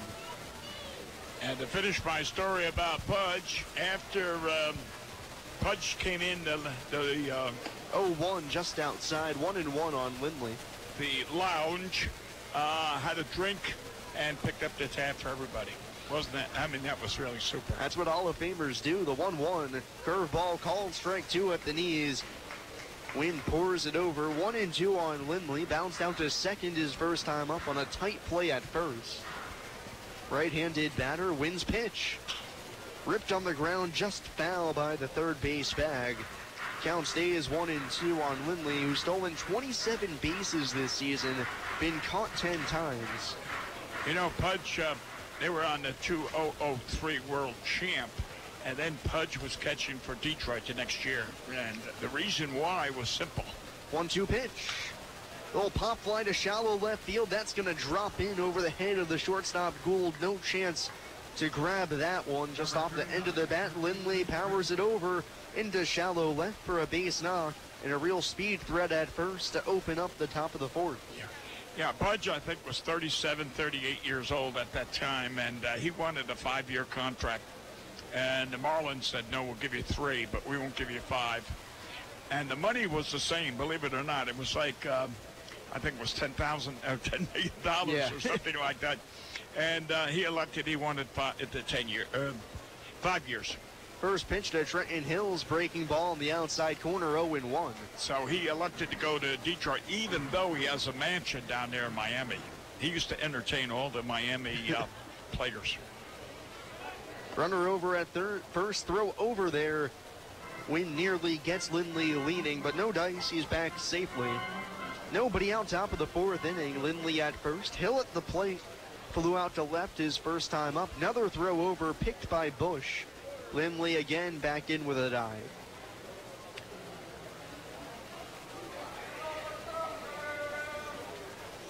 Hill, no batting gloves, hands held high, open stance. Win set. Holding on the mound, another throw over. Lindley jumps back to the bag. Wynn's got a quick release there to first base, but he's concentrating too much on the runner, not the batter. Evansville leads 4-0. Nobody out top of the fourth. Middle infield at double play depth. Wynn set at the letters. Comes home the pitch. Cued off the end of the bat, dribbles to the backstop. 0-2 now on Hill. Now if you look at the manager over there, Ison, he's got his hands folded behind his back. No signs whatsoever. Apparently the runner on first, Lindley, is on his own. Now imagine with 37 stolen base attempts on the season. 0-2 pitch. Bounce on the ground up the middle. Gould ranges, gloves, steps on the bag, over to first. That's a double play. The shortstop just behind the second base bag, able to gobble it up. An easy 6-3 twin killing. And there's 2 outs here in the top of the fourth. Number 8, third baseman. I imagine Lindley has a green light, but does not use it there. And to the Otters' benefit, their second double play of the game. And this was a big one. Because again, you say he's got pretty good speed, 37 stolen bases. He could easily score on any base hit from second base then. Now with 2 outs, here's Danny Zardone, swings away at the first pitch, pops it up on the infield. Ryan Long, third baseman, just into foul ground, now traverses back into fair territory, just over the third base bag to put it away for the final out of the inning. Randy Wynn faces the minimum once more. We go to the bottom of the fourth. It's Evansville 4 and Joliet nothing. You're on WUEV 91.5 FM, brought to you by Krookemeyer and Kahn. I just love this place. And I just love that ring. It's gorgeous. Where did he get it? Krookemeyer and Kahn, of course. For the engagement ring that will have everybody talking, look no further than Krookemeyer & Kahn. With incomparable selection, quality, and service, Krookemeyer & Kahn is the only choice for the ring that will last a lifetime. Krookemeyer & Kahn, your lifetime jewelers. So, everybody's talking about the ring. It's pretty great, huh? Pretty great. It's amazing. You gotta tell me, man. Where'd you get it? Krookemeyer and Kahn, of course. For the engagement ring that will have everybody talking, look no further than Krookemeyer & Kahn. With incomparable selection, quality, and service, Krookemeyer & Kahn is the only choice for the ring that will last a lifetime. Krookemeyer & Kahn, your lifetime jewelers. So let's see it. I absolutely love it. He did a fabulous job picking it out. I couldn't be happier. Well, I had a lot of help. I bet I know where it came from. Krookemeyer and Kahn, of course. For the engagement ring that will have everybody talking, look no further than Krookemeyer & Kahn. With incomparable selection, quality, and service, Krookemeyer & Kahn is the only choice for the ring that will last a lifetime. Krookemeyer & Kahn, your lifetime jewelers.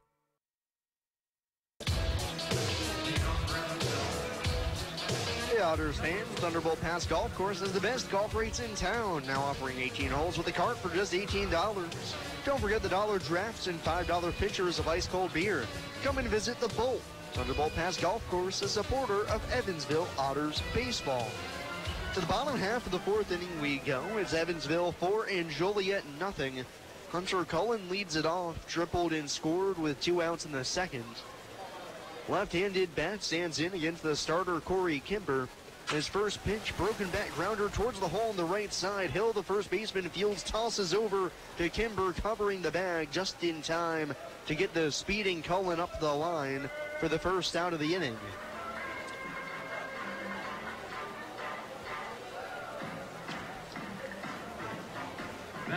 On one pitch, Cullen retired, and the lineup now turns over for David Cronin. Walked his last at bat, also bounced out to second. 0 for 1 of the day. Beautiful night for baseball, Sam.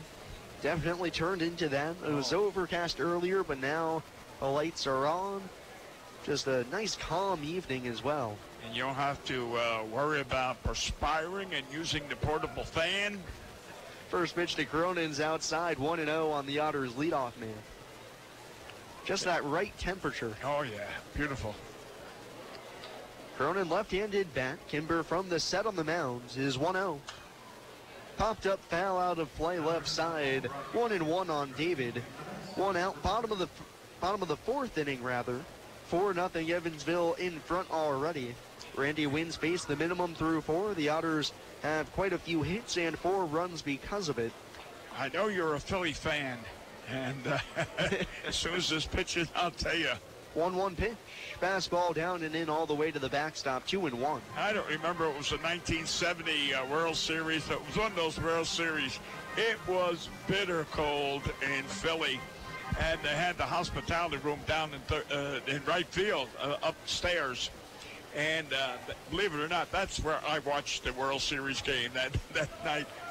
I wasn't about to go into the stands. 2-1, fastball high again. Cronin lays off 3-1. That must have been 1980. I think it was 1980. Kansas City Royals versus the Philadelphia Phillies. Yep. Phils win it in 6. Yeah, and it was cold. And like I said, I was drinking coffee and sitting up there and looking out the big bay window. 3-1. Cronin lines it to third. Leaping grab by Zardone as he reaches up and at the apex of his jump steals away an extra base hit from David Cronin for the second out of the inning. What a snag. That was a double, maybe even a triple, depending. And you got to feel for David, a guy who's been struggling lately, hitting just 186 in his past 10. Barrels up a baseball about as well as you can do it, and nothing to show for it.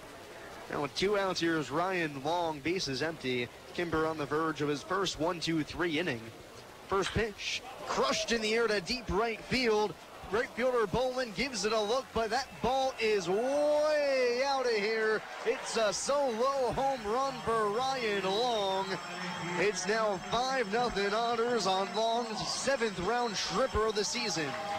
And you called it the right fielder. He just took 2 or 3 steps to watch it go over that fence. There was no doubt about it. And I know down there, and I think that's Texas, isn't it? The big T that they're cheering down there. Boy, that ball was absolutely destroyed off the bat of Long.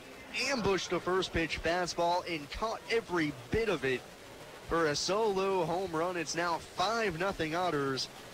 Now here's Travis Harrison. The first pitch, a slider down and away. Well, you got to remember Long's last time at bat was a 3-0 count, and he hit a liner to first that could have easily been a double, but so he's hitting the ball well. Something tells me Ryan's about to break out of his slump. 1-0. Harrison ropes it into left field. That's a base hit on a line.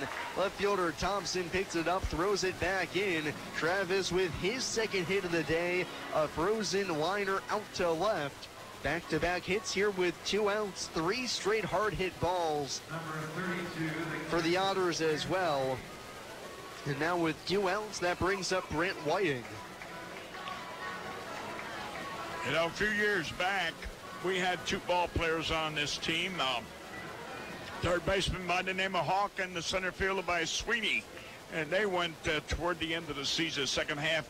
One would hit a homer, the other one hit a homer. One hit a homer, the other one hit a homer. I think they ended up 21 and 23, if I'm not mistaken. First pitch to Brent Whiting, slider down and in, lays off 1-0. Harrison at first had bluffed a move towards second. Travis leads the Otters with 12 stolen bases on the season. With how aggressive Andy McCauley's been tonight, I would not be surprised to see him off and running. 2 outs, Otters now up by 5. Whiting at the plate, the 1-0. Fastball down, and I was about to say in, but that wasn't in. That was behind the back of Whiting. What amazed me was how the catcher even caught it, or blocked it, or stopped it. Got a backhand glove on it to keep it in front. Whiting didn't flinch on a fastball that bounces in behind him. And it's 2-0. Somebody's going to start to get loose in the Joliet bullpen. Yeah, a little too late. 2-0 on Brandt. The pitch. ripped in the air to right field. Bolin going back in front of the track. He reaches up and puts it away. Whiting barreled it up, lined it out to right. Bolin playing deep already, able to get back there. And the final out of the inning is recorded, but the Otters score again on the long solo blast. We'll go to the fifth. It's Evansville 5 and Joliet nothing here on WUEV 91.5 FM, brought to you by Kruckemeyer and Kahn. The Hoosier Lottery began selling lottery tickets on October 13, 1989. Since then, the Hoosier Lottery has offered hundreds of different games, awarded prizes to millions of players, and given billions of dollars to the state of Indiana. The Hoosier Lottery's mission is to responsibly provide innovative and entertaining lottery games for the benefit of the citizens of Indiana. To learn more about the Hoosier Lottery, visit them online at HoosierLottery.com. The Hoosier Lottery, a proud supporter of Evansville Otters baseball. Heritage Federal Credit Union has 7 full-service branches in both Evansville and Newburgh, serving more than 38,000 members.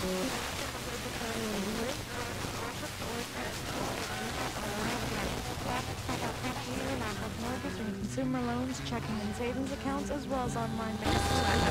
Heritage Federal Credit Union can be reached toll-free by phone at 1-800-858-1693. It can also be found online at hfcu.info.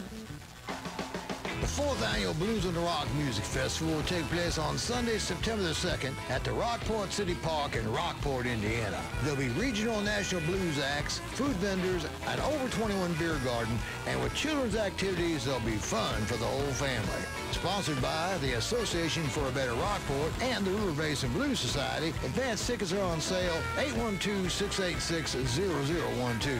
For more information, visit evansvilleblues.com. You know, it feels more like September, July. On a day where it's a little bit cooler here at Bosse Field towards the end of the month. Final day in July, the Otters trying to end it on a positive note. They already lead 5-0 going to the top half of the 5th inning. Justin Garcia leads it off. Bounced back to win on the mound back in the 2nd inning to lead that frame off. Now kicking off the 5th. With Evansville on top 5-0. Garcia left-handed stick, the first pitch. Slow breaking ball just off the inside corner, 1-0. You got Long hitting a homer. You got Harrison hitting a homer. All you need now is Gardner. And then you have the trio. The 1-0. Garcia watches a fastball sizzle over the inside edge, 1-1. The man at the plate right now for Joliet knows a thing or two about home runs. 19 on the season, that leads the Frontier League. He's come on strong as of late. The pitch, called strike 2 at the knees on the inside black, 1-2. I just looking down, Sam. Long has got 7 home runs now. Harrison has 7 home runs. And Gardner's got 7 home runs. 1-2, popped up out of play, third base side. Long's going to give it a look, but he's going to run out of room. Right. Racing all the way over to the sidewall.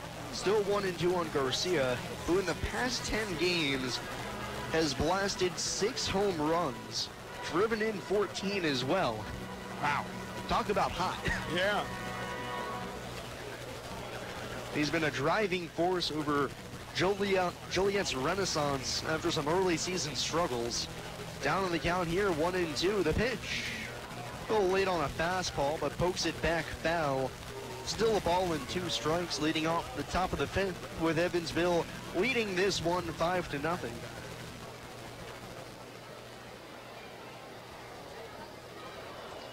One, 2 again.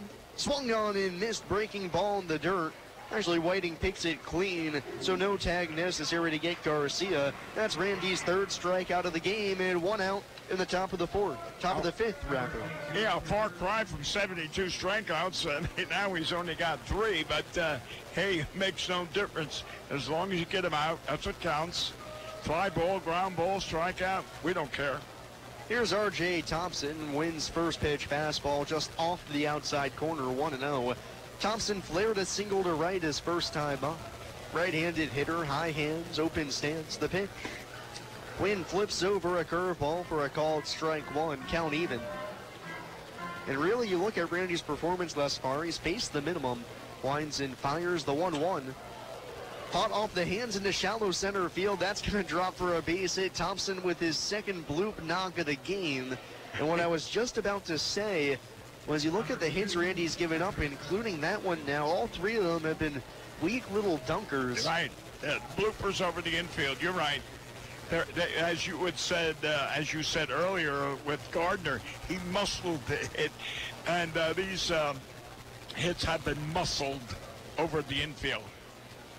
You have to wonder if those wouldn't have found some grass where Randy would be in this game right now. Yeah. First pitch to the next hitter is lined into left field. That's a base hit. Rich Hobie Haslam ambushes the first pitch, fastball, and strokes it into left field. First clean hit of the game for Joliet in this one, a knock to left. And the Slammers are in business with one out in the fifth, runners at first and second, and Travis Bolin stepping to the plate. Now there's something you don't see very often with the Otters anyway in the last few games and years, where the catcher goes out and talks to the pitcher when you had two runners get on. I mean, normally that's not what the catchers have been doing with the Otters, and it's nice to see that go out there and just, give the confidence to the pitcher. So it's been at first and second. Bolin due up, right-handed batter, bounced back to win on the mound, leading off the third inning. 5-0 Evansville, top of the fifth. Middle infield at double play depth. Win from the stretch, serves up the first pitch. Slider down and away. Bolin leaves it there, 1-0. Ernie Kristoff was a pitcher here in Evansville years ago with the Braves. From Cleveland. His father owned a restaurant, and Ernie could throw 100 miles an hour. Wins 1-0. Fastball pops the mitt on the outside half. Gets one back, 1-1 on Bolin. Ernie would throw a fastball and then hit it out and hit it over the brick wall there, and it wouldn't faze him a bit. But those last two that Thompson got, he would go crazy. 1-1 pitch. Flown in the air to center field. Cullen coming on strong. He dives and makes the catch. Going headlong into the right center field alley. Charging in towards the diamond to put it away. Runners stay put. 2 outs here in the top of the fifth. That's hustle. And saved I don't know, a run was scored, but at least you would have had the bases loaded. So a nice jump by Hunter out there, able to get over and charge on in to make the catch. And now it's Trey Fulton. We chronicled earlier during his first at-bat over his last 23. Yeah. Randy not trying to put a one up there yet. Let's hope he don't break the dam this time. Runners at first and second, 2 outs. Otters lead by 5. Pitching a shutout to this point. The first pitch to Fulton finds the zone with a fastball, 0-1. He wasn't pleased at that, the way he turned around and looked at the umpire, and a little disgusting. Thompson at second, Haslam at first. Fulton at the plate, hitting .280 this season. 2 home runs, 15 knocked home. Wynn peers in for the sign, comes set. Kicks and throws the 0-1. Fastball called, strike 2 on the outside edge. Once again, Fulton displeased with Dennis Freck's call. The Wynn catches the corner, and it's quickly 0-2. I would throw one low and outside to see if he goes after it. I think he's a little perturbed with himself. 0-2 pitch.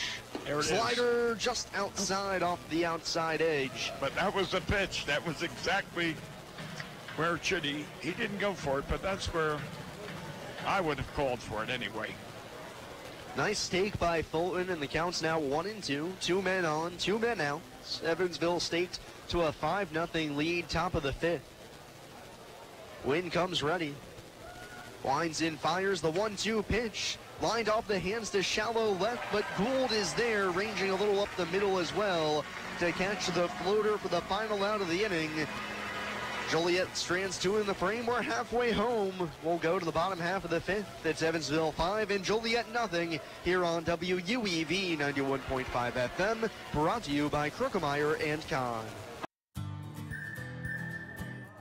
I just love this place. And I I just love that ring. It's gorgeous. Where did he get it? Kirkemeyer & Kahn, of course. For the engagement ring that will have everybody talking, look no further than Kirkemeyer & Kahn. With incomparable selection, quality, and service, Kirkemeyer & Kahn is the only choice for the ring that will last a lifetime. Kirkemeyer & Kahn, your lifetime jewelers. So, everybody's talking about the ring. It's pretty great, huh? Pretty great. It's amazing. You gotta tell me, man. Where'd you get it? Kirkemeyer & Kahn, of course. For the engagement ring that will have everybody talking, look no further than Kirkemeyer & Kahn. With incomparable selection, quality, and service, Kirkemeyer & Kahn is the only choice for the ring that will last a lifetime. Kirkemeyer & Kahn, your lifetime jewelers. So let's see it. I absolutely love it. He did a fabulous job picking it out. I couldn't be happier. Well, I had a lot of help. I bet I know where it came from.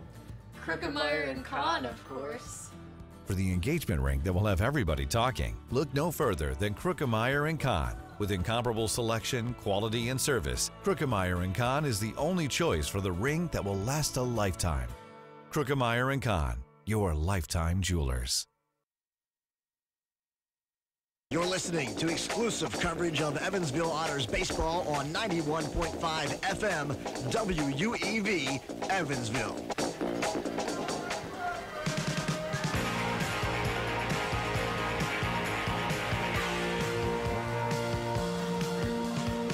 Halfway through this ball game between the Otters and the Slammers, and Evansville holds a 5-0 lead already. Jeff Gardner's going to lead it off for the Otters in the bottom half of the fifth. 5, 6, and 7 in the order to go up against Corey Kimber. Nobody loosening up in the Joliet bullpen anymore. We'll be a little curious to see how much longer the leash is on Kimber. Comes set on the mound, his first pitch of the fifth. Fastball down and in. Gardner lays off 1-0. Question, Sam. If Gardner was to hit a home run after Long and Harrison's got that, would that be a trifecta? I guess you could call it that. Okay. Why not? 1-0 pitch. Tries to check his swing on a slider down, but he went around, says the home plate umpire, Dennis Freck. The count's even at 1. Jeff, left-handed hitter, 2 for 2 tonight. An RBI, a run scored, and a stolen base. Kimber comes ready, uncorks the 1-1, bounced foul up the first base side into the Otters bullpen. 1-2 on the Otters right fielder. You know, I still don't understand why the Frontier League didn't invite him, a returning champion, to play in that All-Star Home Run Derby. 1-2 pitch, fastball outside, 2-2.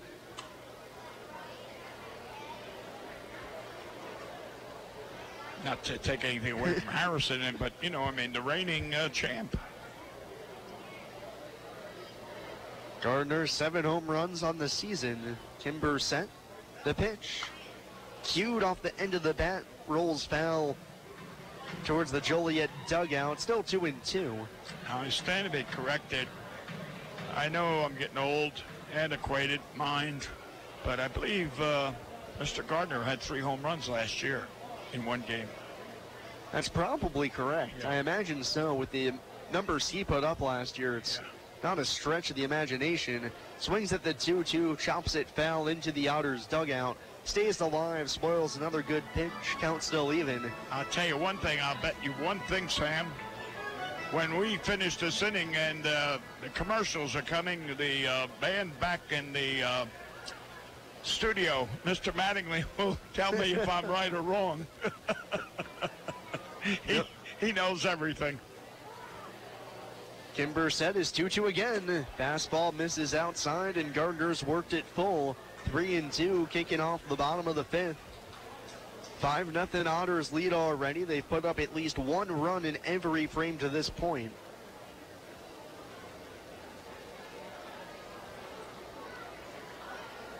Kimber set his 3-2 pitch. Slider's cut on and missed. Gardner can't square up the slider. Down on strikes. That's the 3rd punch out of the game for Kimber. And 1 out to lead off the bottom of the 5th inning. Otters still in front by 5. And there's that beautiful young lady, Lady Elizabeth, with her ice cream cone. That lady gets an ice cream cone every game. She's addicted to it. If I could get an ice cream cone every game, I would too. Yeah. First pitch to Austin Bush. Cut on and miss, slider down low, 0-1. One out. Bush coming to the plate, 0 for 2 with 2 flyouts. She's sitting down there with my son-in-law, Jason Sapp. Boy, oh boy, he'll get after me now for saying Justin. The 0-1 ripped foul up the right field line. Strike 2 on Bush. Well, Jason's down there with the radio, so I know he heard me. There he is looking down. Sorry, Jason. 1 out. Bush at the plate, big left-handed slugger, 1 for 6 in his Otters tenure thus far. Kimber looking for back-to-back Ks. The pitch. Fastball runs outside. 1 ball and 2 strikes. Bush from UC Santa Barbara, drafted in the 15th round by the Atlanta Braves. Spent just over a year in their organization before being released about a month ago now. Set the UC Santa Barbara single-season record for most home runs. 1-2 pitch. Chased the slider downstairs, blocked by Fulton. Bush hustling on down to first. Fulton up with the baseball and throws out Bush by a couple of steps for the second out of the inning. Back-to-back punch-outs for Corey Kimber here in the 5th. You know, you mentioned Bush playing, from California. I don't know if you've ever been to California. I have not. I was out there. I remember when I was first sent out there to scout. I was so amazed. Even the high school fields, the city recreation parks, they're so beautiful. And they have, those young ball players have an advantage over us.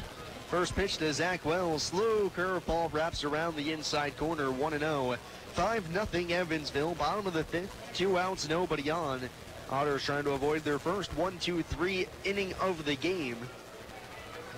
And it's no wonder you look at recent drafts over the past couple of years. The 1-0 pitch, Wells swings and misses. Curveball down and away went chasing. Look at the past couple of drafts over the past really 10 years.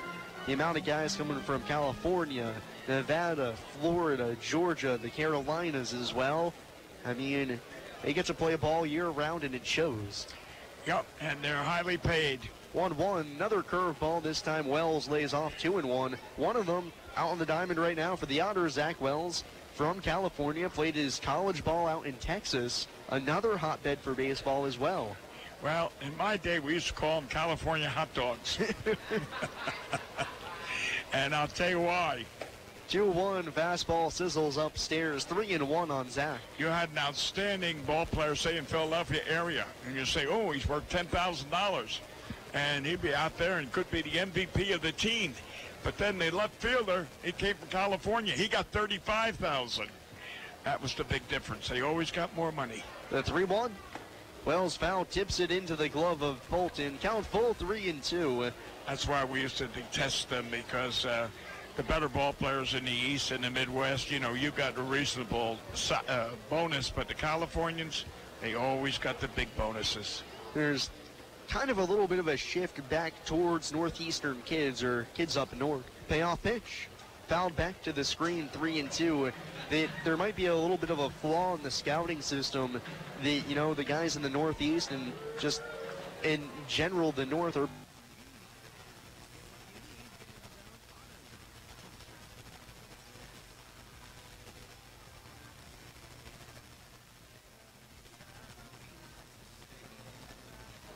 now the payoff pitch again. Slider hit in the air to left field shallow. Left fielder Thompson started back, racing in. He dives. It's by him. Picked up by the shortstop Chaz Meadows, who was out there trying to make the catch as well. Wells aboard at first with the bloop single to keep the 5th inning going. Well, I'll give you an example. When I was working with the Kansas City Royals, our AA manager, who was from California, told me one time, he said, when I break spring training, all I want is Florida and California ball players, because they're the most productive. However, come July, I better get the northern eastern kid, the Pennsylvania, the New York, the Jersey kid, because they're just starting to hit their prime. The California's burned out by that time. And that's what people have really been saying is that, you know, since they're not playing year-round, J.J. Gould at the plate, first pitch slider down and away, 1-0. Zach Wells is at first, 2 outs, bottom of the fifth. 5-0 Evansville in front. They, you know, kids who don't play baseball year-round, they'll play other sports or just really just rest the arm for 4 or 5 months. That, you know, even though they're not facing better competition, they're a bit more fresh. Like you said, not burned out, and that can be an advantage. 1-0 pitch. Skied in the air, foul, first base side. First baseman Hill giving it a look, but that's going to be out of play for strike 1 on Gould. And it's always a tough kind of decision to decide between, well, do we go with the known, which is, you know, you got kids from California and Florida who are playing year-round, playing the game more often, and thus playing against better competition as well, and we see how they stack up, versus guys from the Northeast that we see in smaller spurts that might be as good, but we can't know for sure. Right, they burn out come July. Throw over to first. Wells nearly picked off, but the throw's off the glove of Hill all the way to the right field fence. Or right field sidewall, excuse me. Hill picks it up. Wells advances to second. And that's the 3rd error of the game for the Slammers.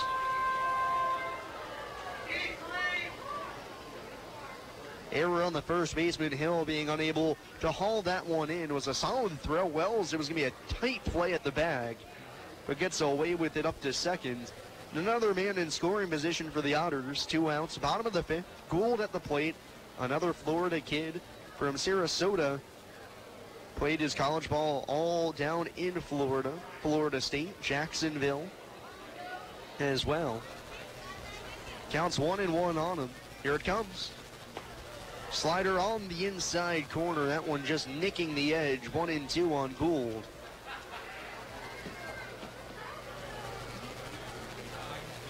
Sarasota got some beautiful white beaches.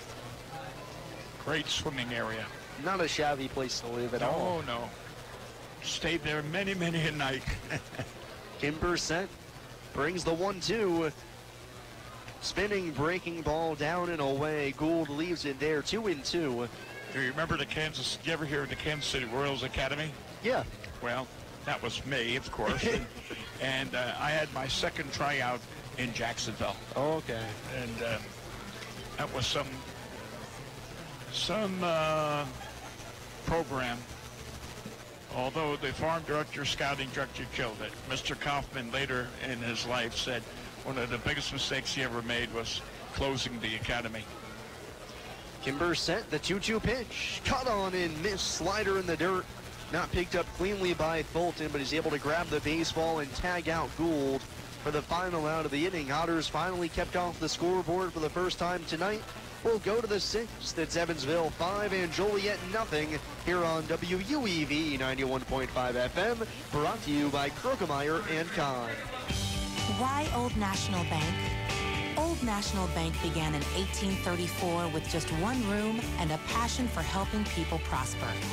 Today, we are honored and grateful to be the financial partner for so many businesses, families, and individuals like you. From our commitment to safety and security to our promise of service that will exceed your expectations, we want to be your bank for life. Old National Bank, member FDIC.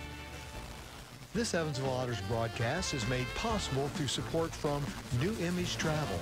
New Image Travel provides motor coach charter service to the United States and Canada with pickup within a 150-mile radius of Evansville. A full list of New Image Travel's offerings can be found online at newimagecharter.com. New Image Travel can be reached toll-free at 1-800-432-6213. New Image Travel, a proud supporter of Evansville Otters baseball. The local area Pepsi Bottling Group distributors would like to wish the Evansville Otters the best of luck in today's contest. Featuring Pepsi Company products for distribution to retailers and vendors in the Tri-State, the Pepsi Bottling Group has 3 Tri-State locations at 901 East Diamond Avenue in Evansville, 2605 West Main Street in Marion, Illinois, and at 3081 Kentronics Drive in Owensboro. More information on Pepsi products can be found online at PepsiCo.com. Pepsi, a proud supporter of the Evansville Otters. To the 6th inning we go. Randy Waden's thrown 5 shutout frames. The Otters have scored 5 runs. and lead it 5-0 at the start of the top of the sixth. 9-1 and 2 for Joliet here in the inning. Chaz Meadows leads it off. Struck out swinging his first time up, and this being deadline day in Major League Baseball, the non-waiver trade deadline on July 31st here today. Wins first pitch to Meadows. Shows bunt, gets it out in front of home plate, waiting out from the squat, picks it up with the bare hand, throws to first. Nice play from the catcher, quick instincts to retire Meadows for the first out of the frame. Yeah, Whiting just reached barehanded, picked that up, and got that speedy runner going down at first base. So, of course, with the non-waiver trade deadline in Major League Baseball today, a lot of Major League teams being very active, and the Otters decided to join in on the fun. Not really making a trade, but more or less completing one they had with Joliet earlier this season. First pitch to London Lindley, a slow, arcing, breaking ball misses high for ball one. As the trade, it was Spencer Medic from Joliet to the Otters for a player to be named later. Well, that player has been named. 1-0, it's a fastball on the outside half, 1-1 to Lindley. And that player was Manny Cruz, so he's back at Bossy Field here in a Joliet uniform. The pitch. Called strike two, a fastball runs back to the edge, 1-2 on Lindley. 1 for 2 on the day, right-handed hitter. So, in essence, what you're saying, Sam, is 1-2 pitch. Popped up, foul ground, first base side. Bush, the first baseman, giving chase in front of the warning track. He makes the catch at full speed ahead for the second out of the inning. So Manny got out of bed this morning, and he came out to the ball field as an Otter. And somewhere along the line, someone called him into the office and said, hey, take your stuff out of the Otter locker and go into the visiting locker because you've been traded. Yeah, basically. So that trade complete. Spencer has been a real valuable asset to an Otters pitching staff, which has been hit hard by both injuries as well as defections. With guys like Luke Rennie and Patrick McGuff, wins first pitch to Hill is a fastball on the outside edge, 0-1. Guys like Luke Rennie, Patrick McGuff being picked up into major league organizations. The 0-1 fastball inside on Hill, 1-1. Well, that's the essence of this league, to give people an opportunity to advance their talents into affiliated baseball. Next pitch to Hill, misses down and in, 2-1. 2 outs, 2-1 count on Trenton Hill. He's 0 for 2. Flown out to left, also bounced into a twin killing. 341 hitter on the season. Here's the pitch. Change up on the outside edge, just glancing the corner, 2-2. Yeah, so, McGuff and them, instead of coming to Evansville to get in shape, to start the spring off, the season off, they'll probably be going to Arizona or Florida. 2-2 pitch, another changeup swung on and missed in the dirt by Hill. Wynn picks up strikeout number 4. He's thrown 6 shutout frames. To the bottom of the 6th we go. It's still Evansville 5 and Joliet nothing here on WUEV 91.5 FM. Brought to you by Krukemeyer and Kahn. I just love this place. And I just love that ring. It's gorgeous. Where did he get it? Krukemeyer and Kahn, of course. For the engagement ring that will have everybody talking, look no further than Krukemeyer & Kahn. With incomparable selection, quality, and service, Krukemeyer & Kahn is the only choice for the ring that will last a lifetime. Krukemeyer & Kahn, your lifetime jewelers. So, everybody's talking about the ring. It's pretty great, huh? Pretty great. It's amazing. You gotta tell me, man. Where'd you get it? Krukemeyer and Kahn, of course. For the engagement ring that will have everybody talking, look no further than Krukemeyer & Kahn. With incomparable selection, quality, and service, Krukemeyer & Kahn is the only choice for the ring that will last a lifetime. Krukemeyer & Kahn, your lifetime jewelers. So let's see it. I absolutely love it. He did a fabulous job picking it out. I couldn't be happier. Well, I had a lot of help. I bet I know where it came from. Krukemeyer and Kahn, of course. For the engagement ring that will have everybody talking, look no further than Krookemeyer & Kahn. With incomparable selection, quality, and service, Krookemeyer & Kahn is the only choice for the ring that will last a lifetime. Krookemeyer & Kahn, your lifetime jewelers.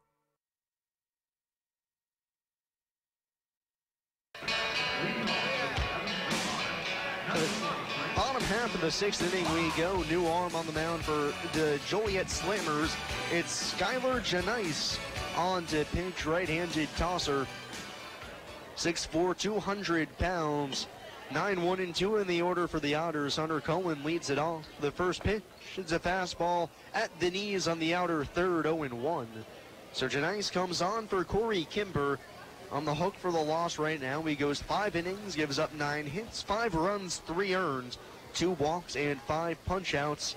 In this one, it would be his 3rd loss on the season if Evansville can hold on to this one. The 0-1. Curveball down and away. 1 ball, 1 strike. It's Evansville 5, Joliet nothing. Bottom of the 6th. Cullen leading it off. 1 for 2 on the day with a triple off the right field fence. Came around to score in the 2nd. The 1-1 popped up behind home plate. That's going to get over our heads. 1-2 on Cullen, leading off the bottom of the 6th. Janice 0-1 with a 4.98 ERA this season. 18th appearance here. 34 in the 3rd innings. 26 punch-outs, 17 walks, and 33 hits allowed. 1-2 pitch. Cut on and missed, foul tipped into the mitt of Fulton. Cullen goes down swinging. Nice start for Skylar Janice. Punches out Cullen for the first out of the bottom of the 6th inning.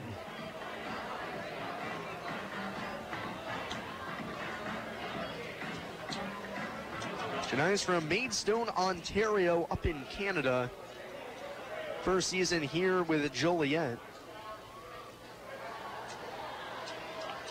I think we had Ontario in the league a couple years ago, and they folded several weeks into the season, financial or something.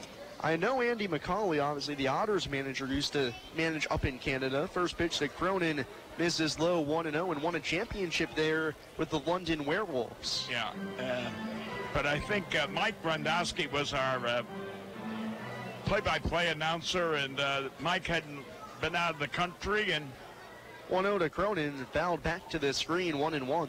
Lord be good to him. I said you'll need a passport, so he had to go and get a passport, and he never did use it. Oh, that's sad. So they folded before we traveled up there. Well, it's a good thing they weren't up there when they folded. Yeah, they became a floating team. I forgot somebody. 1-1 is down and in on David, 2-1. I think the league took over and they were a floating team then. Traveling team. Yeah. Cronin 0 for 2 today, was robbed of a base hit his last time up with a liner to third that Zardone stabbed. Next pitch misses, up and away, fastball running out of the hand of Janice. 3-1 on Cronin. 1 out, bottom half of the 6th inning. It's 5-0 Otters. Trying to steal the first game of this series from the first place Joliet Slammers. 3-1 pitch. Fastball down and in. Cronin draws the walk. Second time he's earned a free pass tonight. And it's a 1-out base runner for Ryan Long. Hit the ball hard twice. One of those ended up way over the right field wall for his 7th home run of the season, his last time up. You know, you mentioned trade deadline. I forgot what year it was. Anyway, the Phillies were going down to the championship. It might have been, no, it wasn't 80, I don't think. I'm going to say 82 or 83. First pitch to Long, called strike 1 on the outside, Black, 0-1. And they were going down to the championship, and the Pope, I don't know if you remember the Pope, was the general manager, Paul Owen. Yep. And he was out on the field, and we had a trade going. Cronin at first, he's caught leaning, throw back over. Hill running him back to second, on to the shortstop Meadows, who tags him out in between first and second. That is now the 6th time Cronin has been caught stealing this season.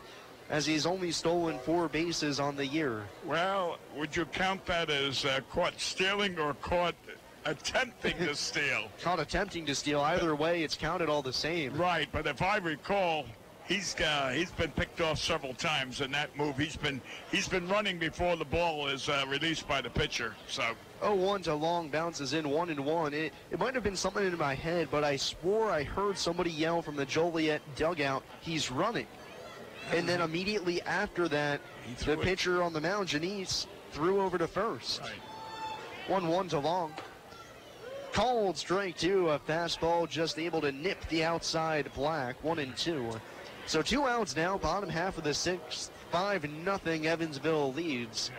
Well, my brother called me in because there was a trade with us. They wanted our third baseman, and so my brother called me in because I was familiar with the 1-2, Long swings and skies it in the air on the infield left side. Zardone, the third baseman, calling for it right in front of the shortstop Meadows. He puts it away for the final out of the inning. Otters go down by the minimum here in the 6th. We'll go to the 7th. It's Evansville 5 and Joliet nothing here on WUEV 91.5 FM, brought to you by Krookemeyer and Kahn. Since 1994, Slay's Restoration has been assisting tri-state residents clean up and restore their properties after disasters of all kinds. Located at 2121 Cotter Avenue in Evansville, Slay's Restoration offers assistance for water damage, fire and smoke damage, mold and biohazard mitigation, complete reconstruction, and much more. Slay's Restoration can be reached toll-free 24 hours a day at 1-888-776-8555. It can also be found online at slaysrestoration.com. The 4th Annual Blues on the Rock Music Festival will take place on Sunday, September the 2nd at the Rockport City Park in Rockport, Indiana. There'll be regional and national blues acts, food vendors, an over 21 beer garden, and with children's activities, there'll be fun for the whole family. Sponsored by the Association for a Better Rockport and the River Basin Blues Society, advance tickets are on sale 812-686-0012. For more information, visit evansvilleblues.com. Injuries are inevitable. It doesn't matter if you're playing baseball, walking the dog, or falling from a ladder. Injuries happen. When they do, Tri-State Orthopedics offers treatment for sprains, strains, and fractures by medical specialists. Tri-State Orthopedics is located at 225 Cross Lake Drive in Evansville, just north of the Lloyd and I-164. Tri-State Orthopedics. Phone at 812-477-1558. Its urgent care line is 812-474-OUCH. Tri-State Orthopedics, a proud supporter of Evansville Otters baseball.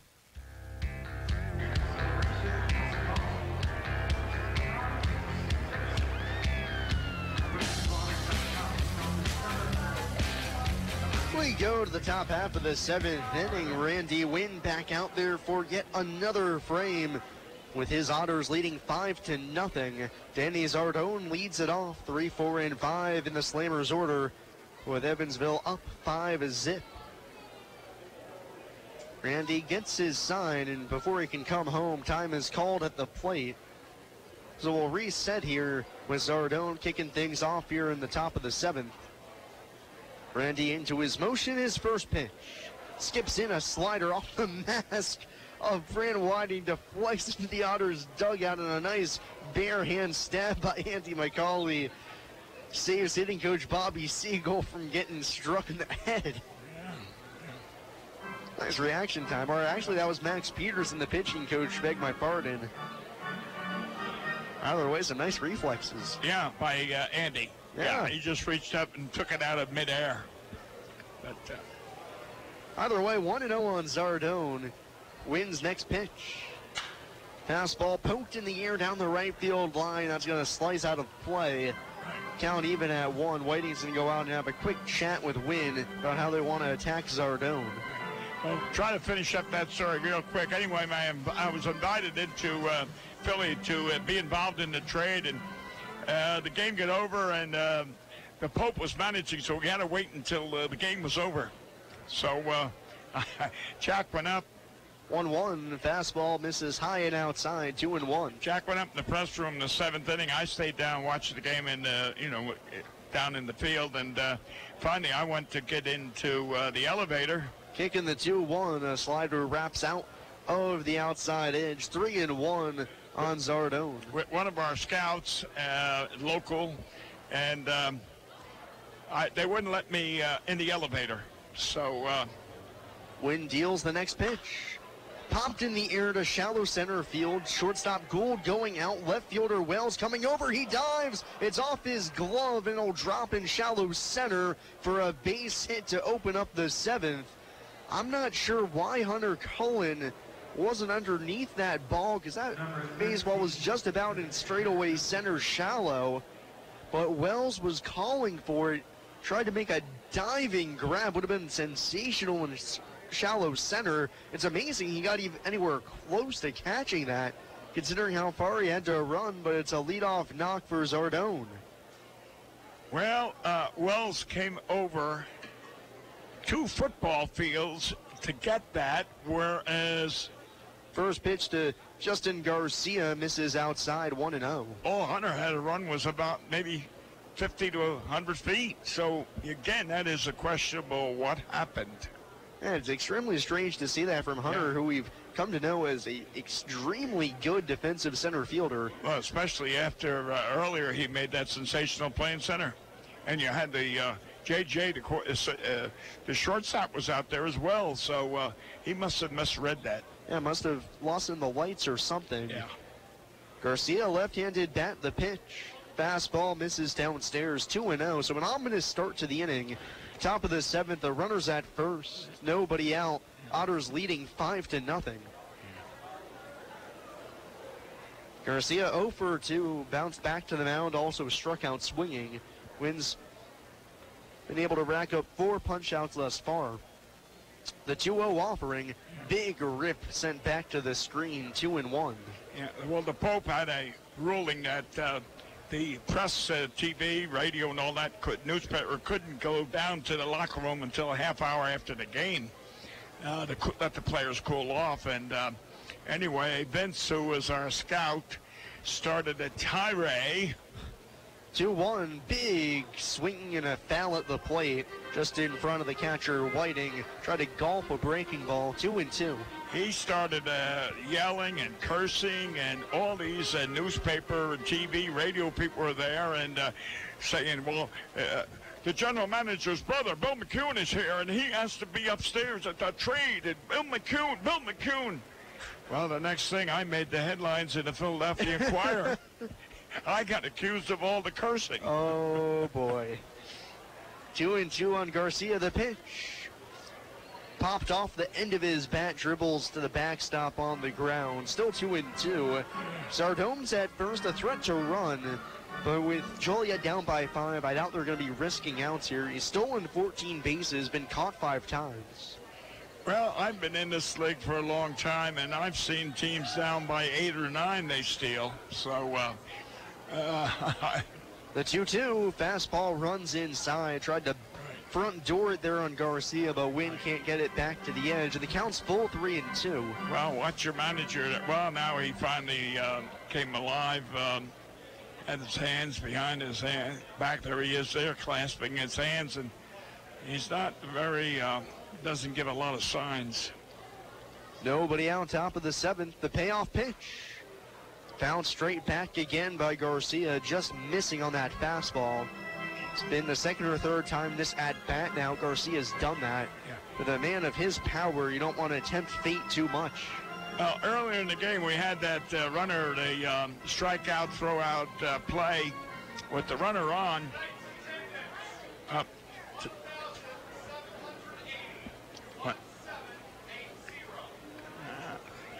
We got the attendance there, 1780. Not bad for a Tuesday night. Still full on Garcia, Wynn set. Cranks and fires the payoff pitch. Runner grows, broken bat shatters everywhere. The ball's cued on the ground, foul on the third base side. And the runner was stealing, even though there are no outs. So, again, you don't know how to play it. But I was going to say, Sam, that when the runner was thrown out at second, the manager down there, I was watching him, and he was pointing at the player, and he was going to second. And I was saying, that can't be the steal sign. And he did. He went down, and it was like, hey, go ahead. Wynn now up to 79 pitches. Nobody out, top of the 7th inning. Been economical to this point, but Garcia battling. This will be pitch number 9 in the at-bat. Sardone still at first following his leadoff bloop hit. Throw over to first, back in standing. I don't think he had a different stance when he was stealing. He really showed you he was going. I don't know. Let's have to see. Wynn leans in for the sign. Comes set. Yeah, he is. See him leaning. Kicks and deals the payoff pitch again. Roped down the right field line. That's down for a base hit. It one hops up against the right field fence. Sardone heading for third. He's going to stop there. Into second goes Justin Garcia. It's a double with nobody out, and the Slammers are in business here in the top half of the 7th inning with men at second and third and nobody out. Still trailing by 5, though.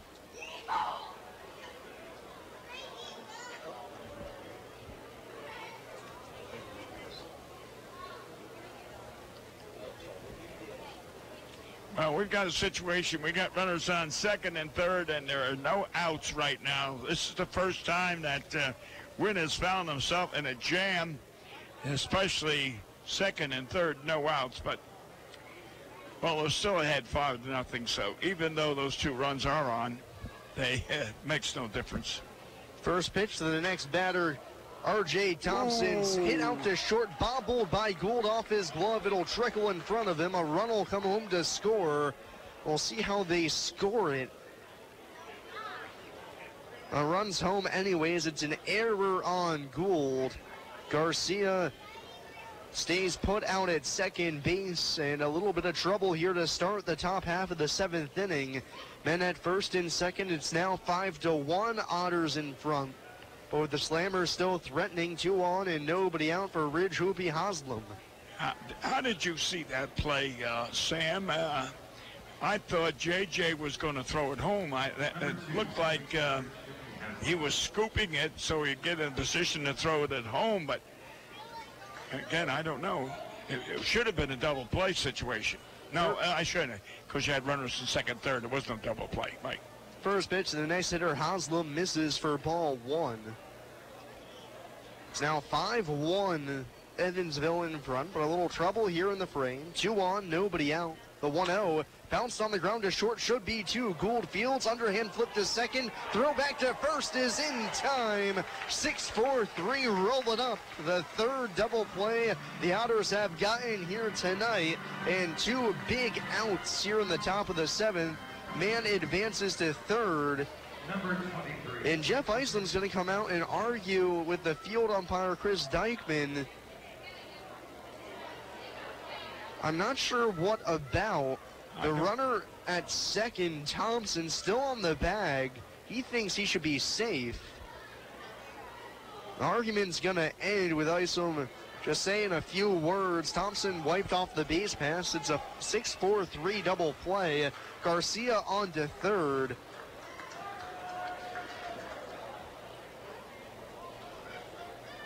And now with 2 outs, here's Travis Boland.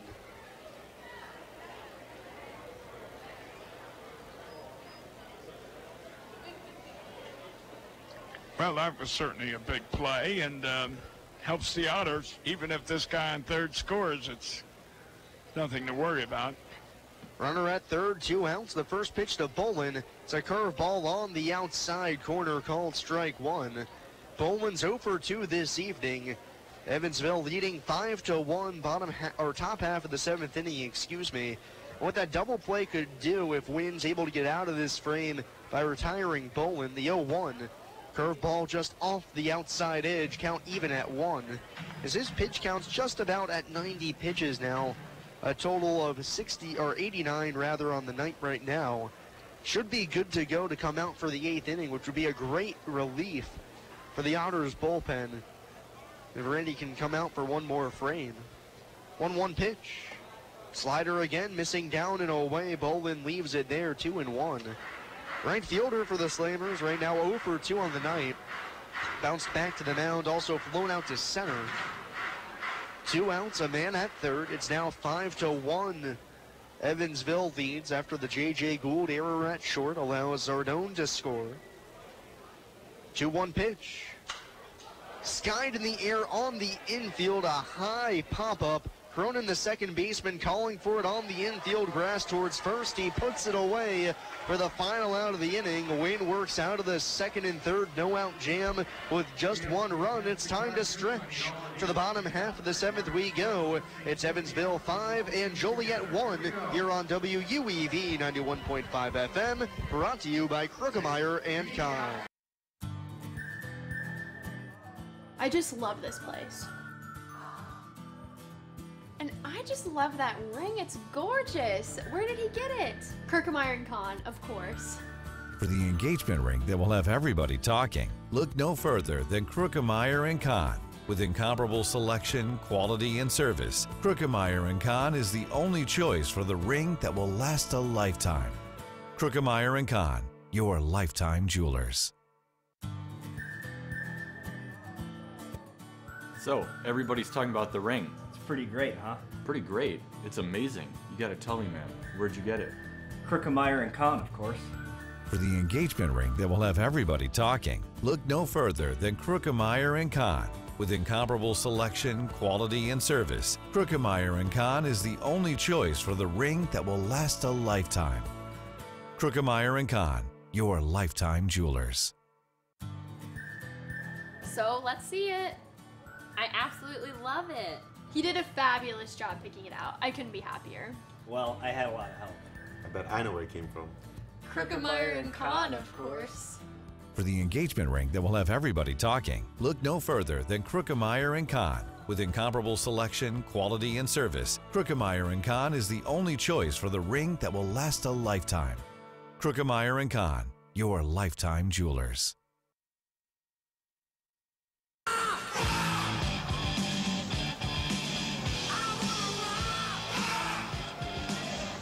To the bottom of the 7th we go. Travis Harrison leads it off. The first pitch of the inning. It's a fastball high and tight for ball 1. It's Evansville 5 and Joliet now 1 as we play into the bottom half of the 7th inning. 3, 4, and 5 in the Otters order. Janice back to work on the mound is 1-0. This is downstairs 2-0. Faced the minimum back in the 6th inning, striking out Cohen, walking Cronin, but then picking him off, and then getting Ryan Long to pop up to end the inning. So this is his 2nd inning out of the pen. His 2-0. Fastball pops the mitt as he crosses the outside corner, 2-1. Well, I think Mr. Wynn does not get credit for a run. That should be an unearned run, if I'm not mistaken. 2-1 pitch. Fought off the hands, popped towards second. Hopi Haslam a few steps to his left, makes the catch for the first out of the inning. That's what actually Preston Lindenbach just came over here and asked me about it for official scoring reasons. I think it actually is an earned run since the play was not forced. The runner was coming home on his own accord and there was no play at the plate. The first pitch to Whiting misses inside for ball 1. Since the runner from third was going on contact, Gould was probably going to, if he made the play, was going to throw over to first. Then the run would have come home and score anyway, no matter if the error was made or not. The 1-0, just a touch high, 2-0. So for now, it's an earned run. Okay, that's the logic to what you're saying. And I thought he would have scored anyway. You're right. I mean, looking back at it, whether he fielded it or not, he might have scored. 2-0, another fastball. Whiting leaves it upstairs, 3-0. Brant's 1 for 3 this evening, a single back in the first. It's 5-1, Evansville in front. Janice is 3-0, down and in, that's ball 4. The Otters draw another walk. So far in the game, the Joliet pitching staff, not with their best control. That's their 3rd walk they've issued, not that many, but they've fallen behind in a number of counts, which has put them in disadvantageous situations. Make it 4 walks on the evening now. As my partner Bill McCune always looking out for me and my inability to count. No, I pi r squared it. First pitch to the next hitter, Jeff Gardner. A fastball misses again. That's 5 straight out of the zone for Janice. 1 out, bottom of the 7th. 5-1. Evansville holds the advantage here in the first game of this 3-game set. Otters looking to snap a mini 2-game losing streak. The 1-0 again missing outside a touch high. 2-0, and the catcher Fulton's going to go and try and calm down his relief pitcher. And for the Otters coming into this ball game, they've been on quite a snide as of late. At the start of the River City series, Evansville went into that ball game having lost 12 of their prior 16 games, or 11 of 16, excuse me. So they're now up to 13 of 19 that they've lost. And here in the month of July, since the All-Star break, they've gone 5-11. The 2-0, missing inside, scoots Gardner off the plate, 3-0. 7 in a row out of the zone now for Janice. So for Evansville right now, this is about just getting back on track and turning the page, starting a new leaf in August. And ending July on a positive note would be a great way to start. 3-0, it's down and away. Gardner walks. 8 in a row out of the zone. Back-to-back walks for Janice now to Whiting and Gardner. And with 2 on and 1 out, it's Austin Bush as Jeff Isom goes out to the mound to try and calm down and get his relief pitcher back in order. Oh, you mentioned, the Pi Square. I mentioned it, but anyway, reference, today is July the 31st, and yet Plainfield High School started school. And Mr. Keaton Connor should know that because he's a graduate of Plainfield. My son was his high school coach. Oh, really? Yes. And so his high school just started school today. I cannot imagine that. Me either. July, school starting in July. Now here's Austin Bush, left-handed bat. Janice breaks off a good first pitch breaking ball over the outside edge for strike 1. So after missing with 8 straight fastballs, mixes it up with the curve piece. It's 0-1 on Bush. 0 for 3 tonight. 2 flyouts and a punch-out. 2 on, 1 out. Bottom of the 7th. Evansville already up 5-1. Got an arm warming up down in the Joliet bullpen. Right-hander starting to get loose.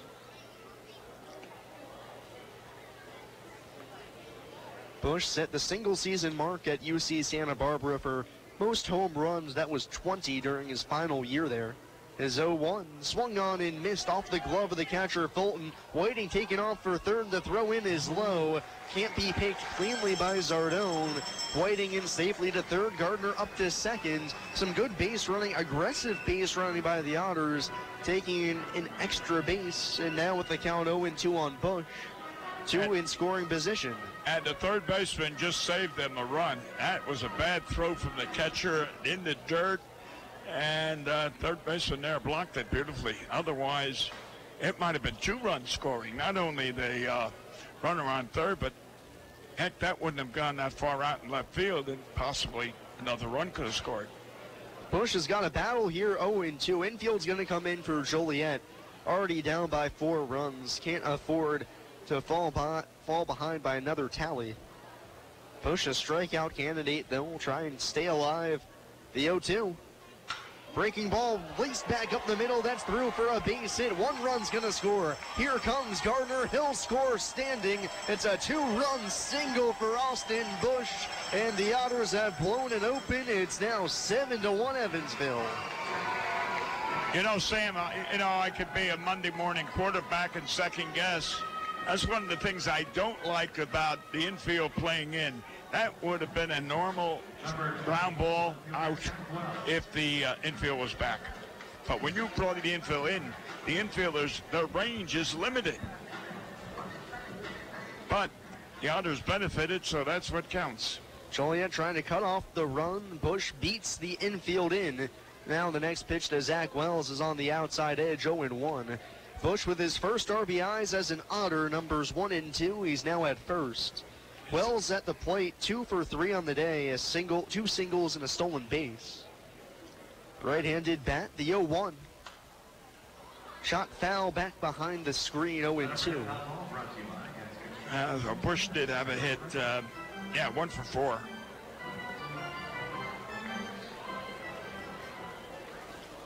0-2 quickly on Wells. Bush at first, one out, bottom half of the 7th.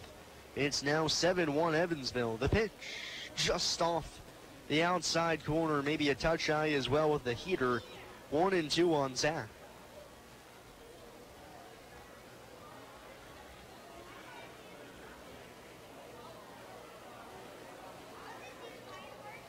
Janice comes set, is 1-2. Again, the fastball rushes upstairs. 2 balls and 2 strikes on Wells. No more movement down in the Joliet bullpen. He gave up. That's the looks of it at this point. Conceded. The 2-2. Slider down and away, missing. 3 balls and 2 strikes on Wells. I imagine manager Jeff Isom just trying to go with Janice the whole way out, not burn his bullpen on the first game of the series. Bush at first, the count full, the payoff pitch just outside. Fastball can't grab the outside black. Looked like the home plate umpire Dennis Freck flinched for a second.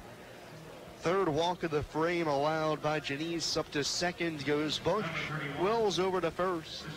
And with 2 on, now 1 out, here's J.J. Gould. Gould 0 for 3. He's punched out twice, once looking, once swinging. Also popped out to second. Chance to do some damage here. 2 on, 1 out. First offering. Tries to check his swing on a pitch up in the zone, but he went around, says the home plate umpire Dennis Freck for strike 1. It's 7-1 Evansville, bottom of the 7th. Otters have 2 on at first and second. Gould at the plate. 3 RBIs on the season. 0-1 delivery. Fastball way upstairs, climbed the ladder on Gould, 1-1. See, that's where the catcher should go out right now and talk to his pitcher, because, again, walk, walk, walk, walk, walk. You know, that's when the players out there in the field start letting their concentration down. 1-1 offering. Fastball misses outside, and Janice falls behind in the count again. He's only gotten ahead of 1 hitter in the inning, and that was Austin Bush. And he ended up giving up a 2-run single to him. 2-1 on Gould. Wells out at second, or at first rather, excuse me, as the 2-1 fastball is inside, nearly coming off the knuckles of Gould. 3-1. Wells at first, Bush at second, 1 out. Otters in front by 6. Janice set. Kicks and deals the 3-1. Fastball down low. Gould thought about chasing, but lays off for ball 4. That's now the 4th walk issued by Janice in the inning. And the bases are loaded with just 1 out for Hunter Cullen. And you can't have the pitcher or the manager or the pitching coach go out because there's someone warming up. And if one of those two do go out, he's out of the game. So the manager's got to sit there and observe a bad day. Corners are going to play in for Joliet to cut the runoff at the plate. Middle infield's back. First pitch to Cullen. Fastball missing down and away. Janice with a blank stare on his face, staring in towards home at Dennis Freck, wondering what he can do to buy himself a strike. You see now, the second baseman is playing more or less partially in. Now, that's the way I like to play the game. The 1-0. Cullen swings and misses. Foul tips a high fastball, 1-1. Right. Shortstop's the same way. It's called halfway. And, you know, you're not playing deep, but you're not playing in. So it's halfway. Now, with Bush over at third base, not great speed, obviously, for a huge guy. Any hard hit ball to any one of the fielders would produce an easy out at the plate. Right. And Cullen with good speeds, awfully hard to double up. 1-1 on him. Janice set, kicks and deals the pitch. Fouled back to the screen. Cullen on it, but can't square it up. 1-2. Hunter hit his first 2 home runs of his professional career this past week. 2-run shot at Gateway, and then followed that up with the solo home run over the high right field wall at River City for his second of the week. Now trying to come through here with the bases loaded, 1 out, bottom of the 7th. 7-1, Otters in front. Cullen steps out of the box now. Runners still taking their leads. Corners in, middle infield back for the double play. Janice set at the belt. Uncorks the 1-2. Cut on and missed. Cullen goes down swinging on a pitch down low. Huge punch out there for Janice, trying to quell the damage. Now just 1 out away from working out of this bases loaded situation, with the Otters still in front 7-1.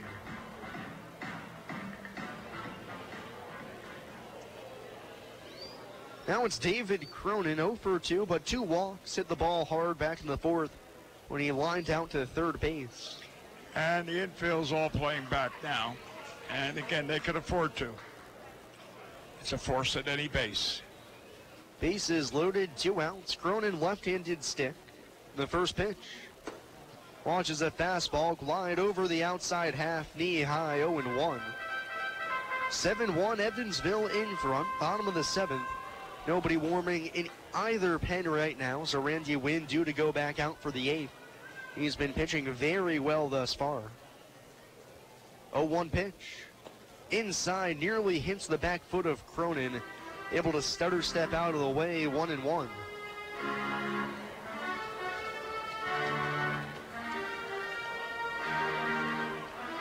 Oh, I think Andy Cawley could relax a little down there on third base with this 6-run lead right now going into the 8th inning. 1-1 offering. Swung on and foul tipped at the plate off the glove of the catcher to the backstop. 1-2 on David. Looking for a base hit here, just a boost of confidence for a guy who has been so good all year long for the Otters. Stumbling in recent games. Just 186 over his past 10. 1-2 on him here. Bases juiced, 2 outs. Janice winds in, fires the pitch. Down in the dirt, Cronin spits on it, and the count's even at 2. Yeah, when he first came here, the first couple of weeks, he was getting a hit a game or 2, but he's cooled off lately, as you say. Bush at third, Wells at second, Gould at first, 2 outs. Evansville 7, Joliet 1. The break-even pitch. Popped in the air, foul down the left field side. That's going to slice out of play. We'll do the 2-2 at least one more time.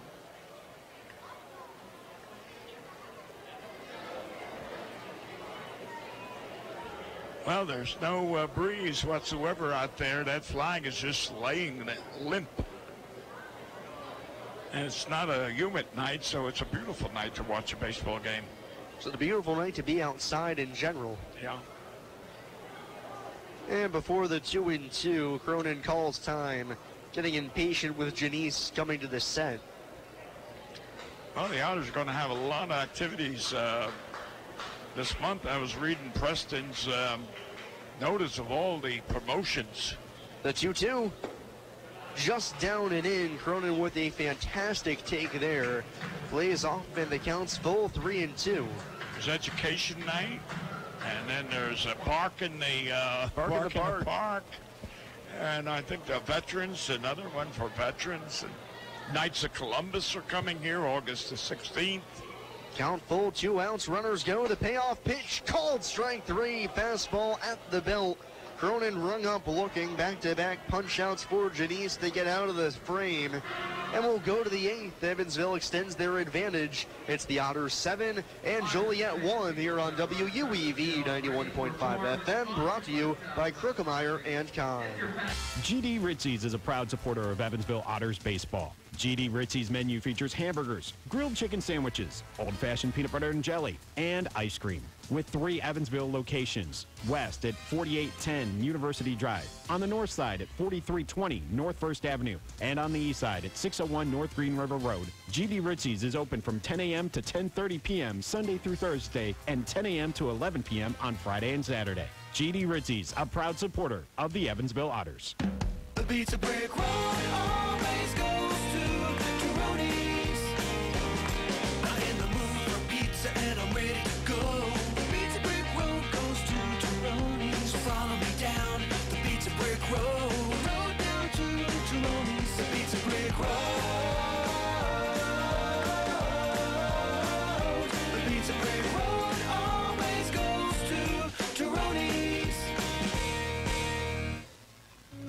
I'm Bill Morgan of Bill Morgan Roofing and Construction. I've built a reputation of doing quality work that will stand the test of time. We didn't get here by knocking on doors, talking gibberish, or trying to be the lowest bid. You don't like to be sold to, and that's not what we do. My philosophy is simple: treating your home like it's my own, from start to finish. For roofing, gutters, siding, give us a call at Bill Morgan Roofing and Construction. Roofing the right way. 812-499-5892 or BillMorganRoofing.com.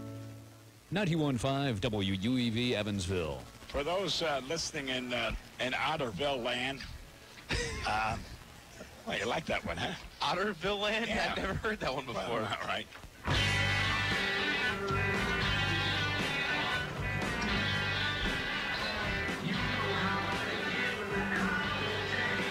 Looks like happy days in Otterville land are here again. Yes, sir. We go to the top half of the 8th inning with the Otters on top 7-1. Randy Wynn is dealing. He's back out for the 8th to face the bottom of the order. Travis Bolin leads it off for the Slammers. He's 0 for 2. Right-handed stack up against Wynn on the mound. Righty gets his sign, winds in, fires the first pitch. Fastball on the outside corner for strike one. Randy still under 100 pitches for the evening. Right now, working at 92 on the game. So he's still got a lot left in the tank. 0-1 pitch.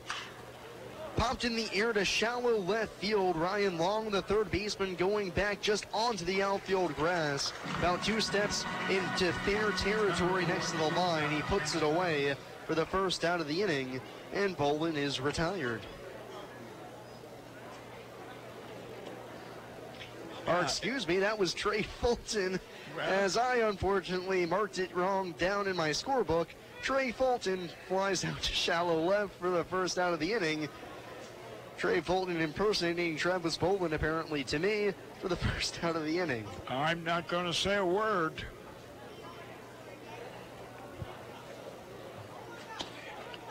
First pitch to the next hitter, Chaz Meadows, is a called strike.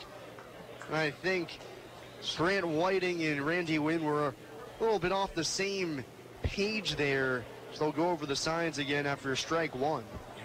As far as that point that you were making, I learned when I was young, some teacher told me, don't throw stones if you live in a glass house. 0-1 on Chaz Meadows. Wynn kicks in, deals the pitch. Slow breaking ball drops in just a touch high, and the count's even at 1.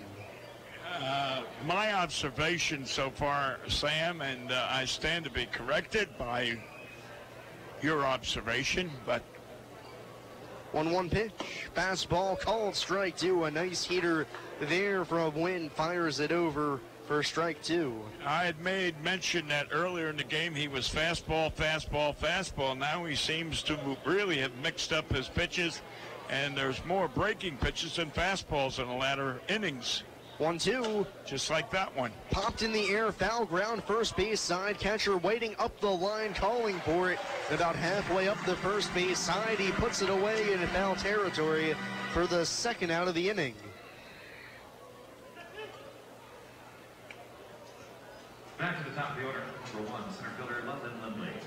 That's one of those cases where the catcher is compelled to do the catching or to catch that pop fly because the first baseman wasn't within catching distance. Now the top of the order, London Lindley, 1 for 3 on the night. Wins first offering, hit hard on the ground towards the hole on the left side. Backhand pick by Gould, throw across his body is in time. A nice pick at first by Bush to get the speedy Lindley to end the inning. We'll go to the bottom half of the 8th inning. It's Evansville 7 and Joliet 1 here on WUEV 91.5 FM, brought to you by Krugemeyer and Kahn. I just love this place. And I just love that ring. It's gorgeous. Where did he get it? Krugemeyer and Kahn, of course. For the engagement ring that will have everybody talking, look no further than Krugemeyer & Kahn. With incomparable selection, quality, and service, Krugemeyer & Kahn is the only choice for the ring that will last a lifetime. Krugemeyer & Kahn, your lifetime jewelers. So, everybody's talking about the ring. It's pretty great, huh? Pretty great. It's amazing. You gotta tell me, man. Where'd you get it?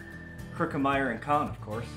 For the engagement ring that will have everybody talking, look no further than Krookemeyer & Kahn. With incomparable selection, quality, and service, Krookemeyer & Kahn is the only choice for the ring that will last a lifetime. Krookemeyer & Kahn, your lifetime jewelers. So let's see it. I absolutely love it. He did a fabulous job picking it out. I couldn't be happier. Well, I had a lot of help. I bet I know where it came from. Krookemeyer & Kahn, of course.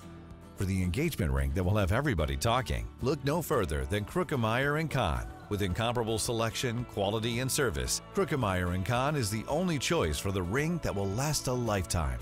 Krookemeyer & Kahn, your lifetime jewelers.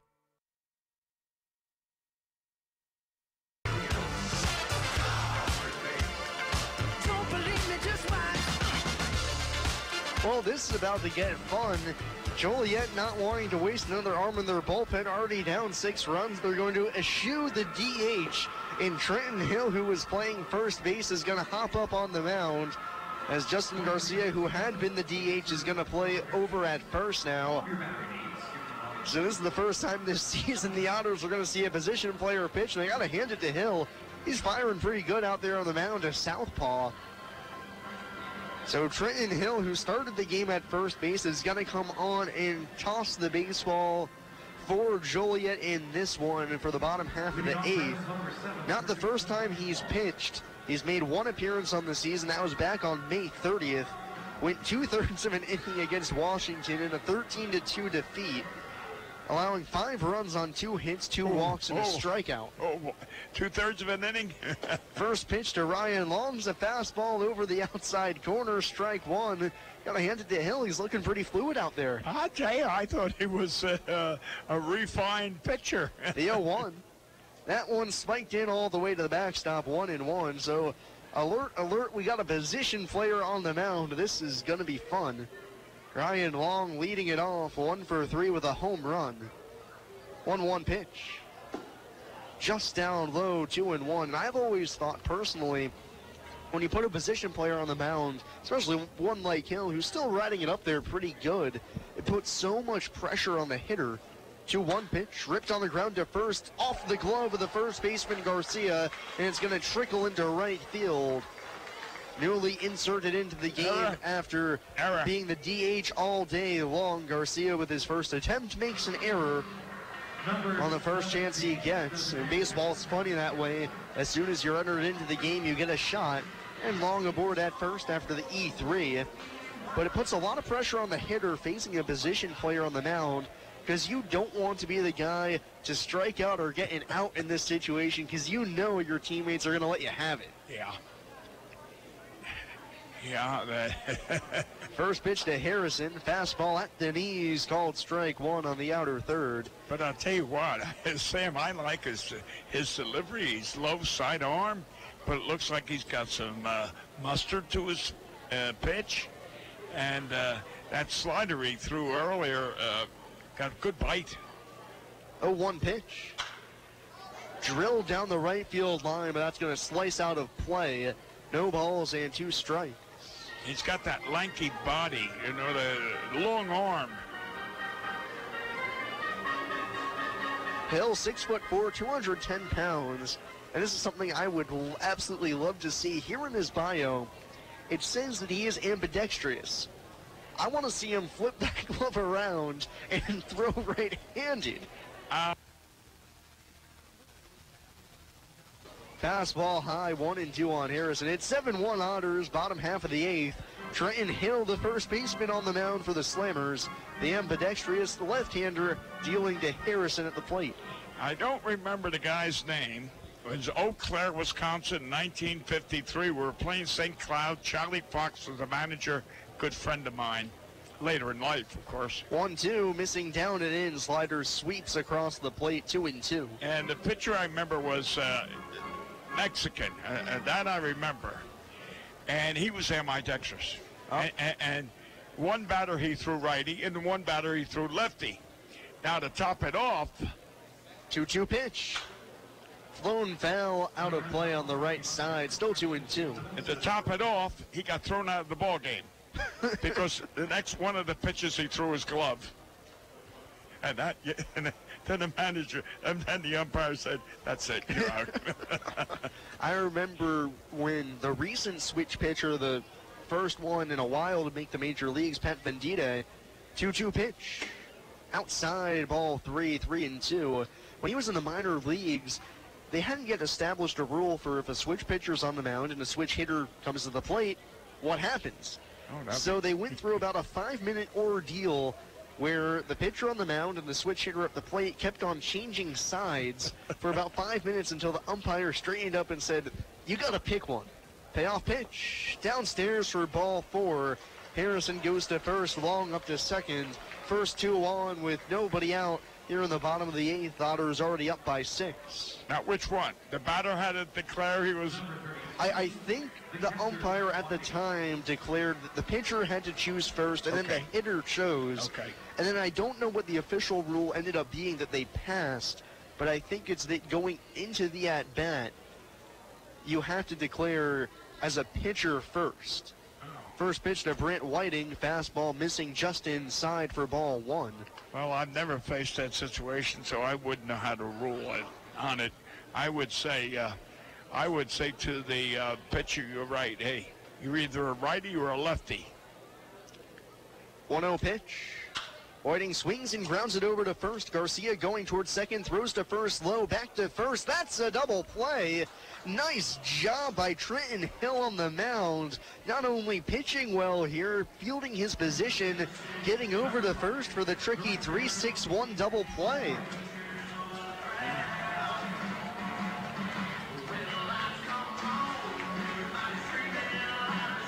But I feel like having a switch pitcher on the mound and a switch pitcher at the plate and trying to decide who throws or hits from what side is kind of like one of those thought experiment problems.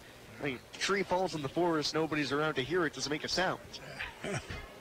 Now here's Jeff Gardner. First pitch fastball off the glove of the catcher Fulton. Coming home from third is Long. The throw is in time. Long nailed at the plate with Hill covering the throw from the catcher Fulton on the money, and the inning is over. Trenton Hill with a scoreless inning. And we're going to go to the 9th with the Otters up 7-1. Randy Wynn going for the complete game here on WUEV 91.5 FM, brought to you by Krukemeyer and Kahn. The Hoosier Lottery began selling lottery tickets on October 13, 1989. Since then, the Hoosier Lottery has offered hundreds of different games, awarded prizes to millions of players, and given billions of dollars to the state of Indiana.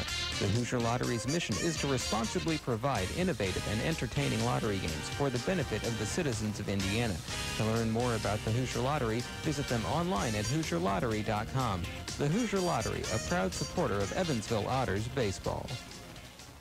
The International Brotherhood of Electrical Workers, Local Chapter 16, would like to take time to say, "Go Otters!" The IBEW Local 16's jurisdiction includes 13 counties in southwestern Indiana, as well as Wabash County in Illinois. Its members are divided into several categories of electrical work, including inside construction, maintenance electric, residential wiring, and sign classifications. More information on IBEW Local 16 can be found online at IBEW16.net.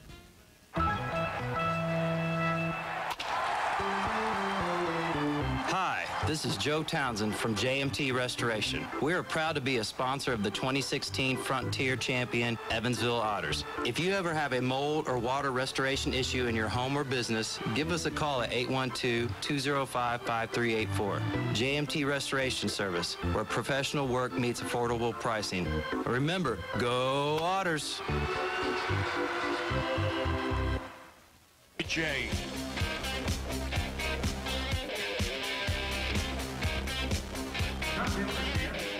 To the top of the 9th inning we go. Otters leading 7-1, and Randy Wynn vying for the complete game. He's thrown 8 innings, giving up 1 run on 6 hits. So far in this ball game, he's punched out 4 and has not walked a batter. Trenton Hill, who just pitched the 8th inning, is going to lead it off for the Slammers. 0 for 3 as a hitter today. A strikeout, a double play, and a flyout. Wynn's first pitch. Breaking ball twirls high and outside, 1-0. very versatile player. And not too shabby out there. Wins 1-0 pitch. Fastball well inside, 2-0. Yeah, there's a lot of players that made the major leagues in positions that they entered pro ball in, but ended up 2-0, changeup popped in the air, foul ground, third base side, third baseman Long giving chase, but it lands on top of the roof and falls back down where J.J. Gould catches it on the fly, actually. But that's no good for the out. You know, the most famous Stan Musial, who was a pitcher, ended up being an outstanding batter. And then there's Bob Lemon, who was an outfielder, who turned out to be a pitcher. 2-1 home to Hill. Fouled back to the screen, and the count's even at 2.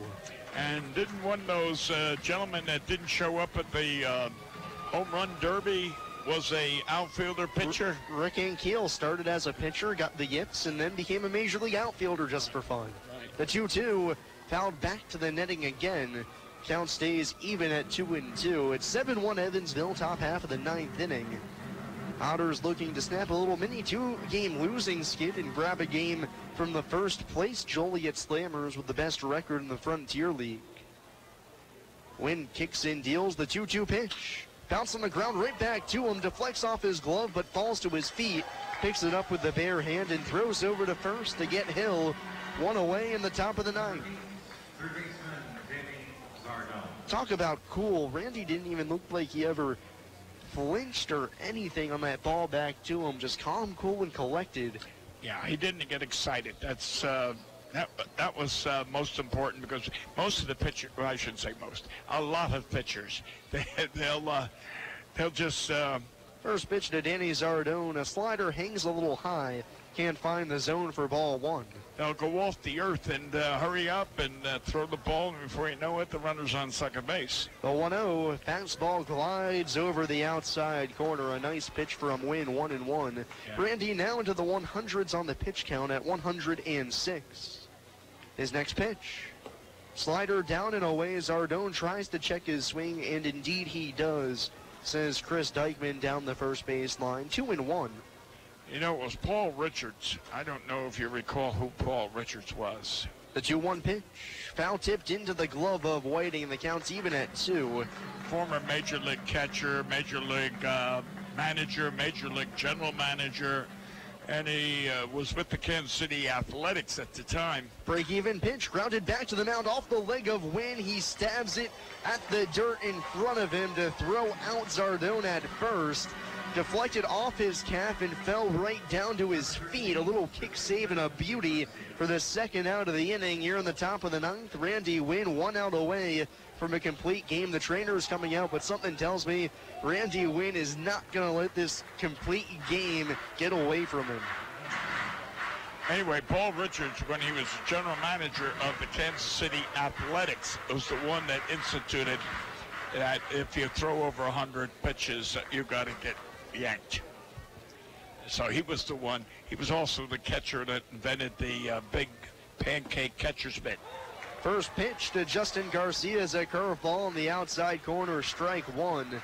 2 outs, top of the 9th. Otters lead 7-1. The 0-1 pitch from Wynn. Breaking ball cut on and missed. Joliet down to their final strike. Randy Wynn a pitch away from the complete game. It would be his 3rd on the season. The 0-2 pitch. Ripped on the ground to second, but stabbed by Cronin on one hop. He's up with it. He throws to first. There's the complete game for Randy Wynn. And the Otters take the first game of the series from the Joliet Slammers by a final score of 7-1 here from Bosse Field. We'll take a quick break and be back with the post-game show and final recap and lines. You've been listening to Evansville Otters baseball here on WUEV 91.5 FM, brought to you by Krukemeyer and Kahn. SRG Global, a Guardian company, would like to wish the Evansville Otters the best of luck in today's contest. Founded in 1932, SRG Global is one of the world's largest manufacturers of chrome-plated plastic parts for the automotive, commercial truck, and household appliance industry. Located locally at 601 North Congress Avenue in Evansville, SRG Global can be found online at srgglobal.com. They can also be reached in Evansville by phone at 812-477-6151. Habitat for Humanity Evansville and the University of Evansville are pleased to announce the Purple Crew Signature Program. The Purple Crew is a program for all UE students, alumni, faculty, and staff to help build houses and earn hours. The goal of the Purple Crew is to help Habitat for Humanity reach its goal of 500 homes this year. Want to get involved? Simply go to Habitat's website, evansvillehabitat.org/volunteer. Then click on the Volunteer Now banner. Register with Habitat as a volunteer, and then select days you can build. You can also register as a team. It'll be a fun environment, and after 15 hours, you get a Purple Crew t-shirt.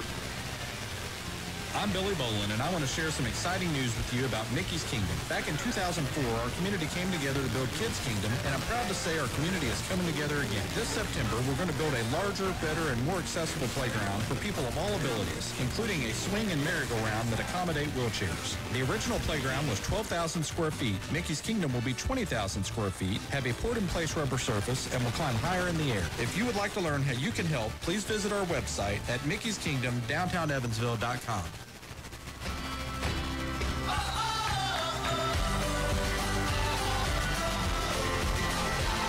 Nice start to a 6-game homestand for the Evansville Otters. They defeat the Joliet Slammers by a final score of 7-1 here from Bossy Field. It was an all-around solid performance from all facets of the game for the Otters. And this is how your final line ends up looking for Joliet. It's 1 run on 6 hits. They end up committing 4 errors, by far the most they've committed in a game this season. For Evansville, with 7 runs on 10 hits and 1 miscue. Your winning pitcher is Randy Wynn. He picks up win number 5 on the season. The losing pitcher ends up being Corey Kimber. He drops to 5-3 on the campaign. And no save necessary in the 7-1 victory for the Otters here from Bossy Field. And Bill, there's just a whole lot to like about this game today. Well, I think it was a combination of good fielding, good pitching, good hitting, and good attendance and good broadcasting. I'd like to say we had an effect on it. Maybe we did. You never know. But, of course, one man who had a humongous effect on this ball game was Randy Wynn, and another complete game for him. He's been a workhorse this season. 9 innings, 6 hits, 1 run. It ended up being earned. No walks once again for Randy. 4 punch-outs on the season.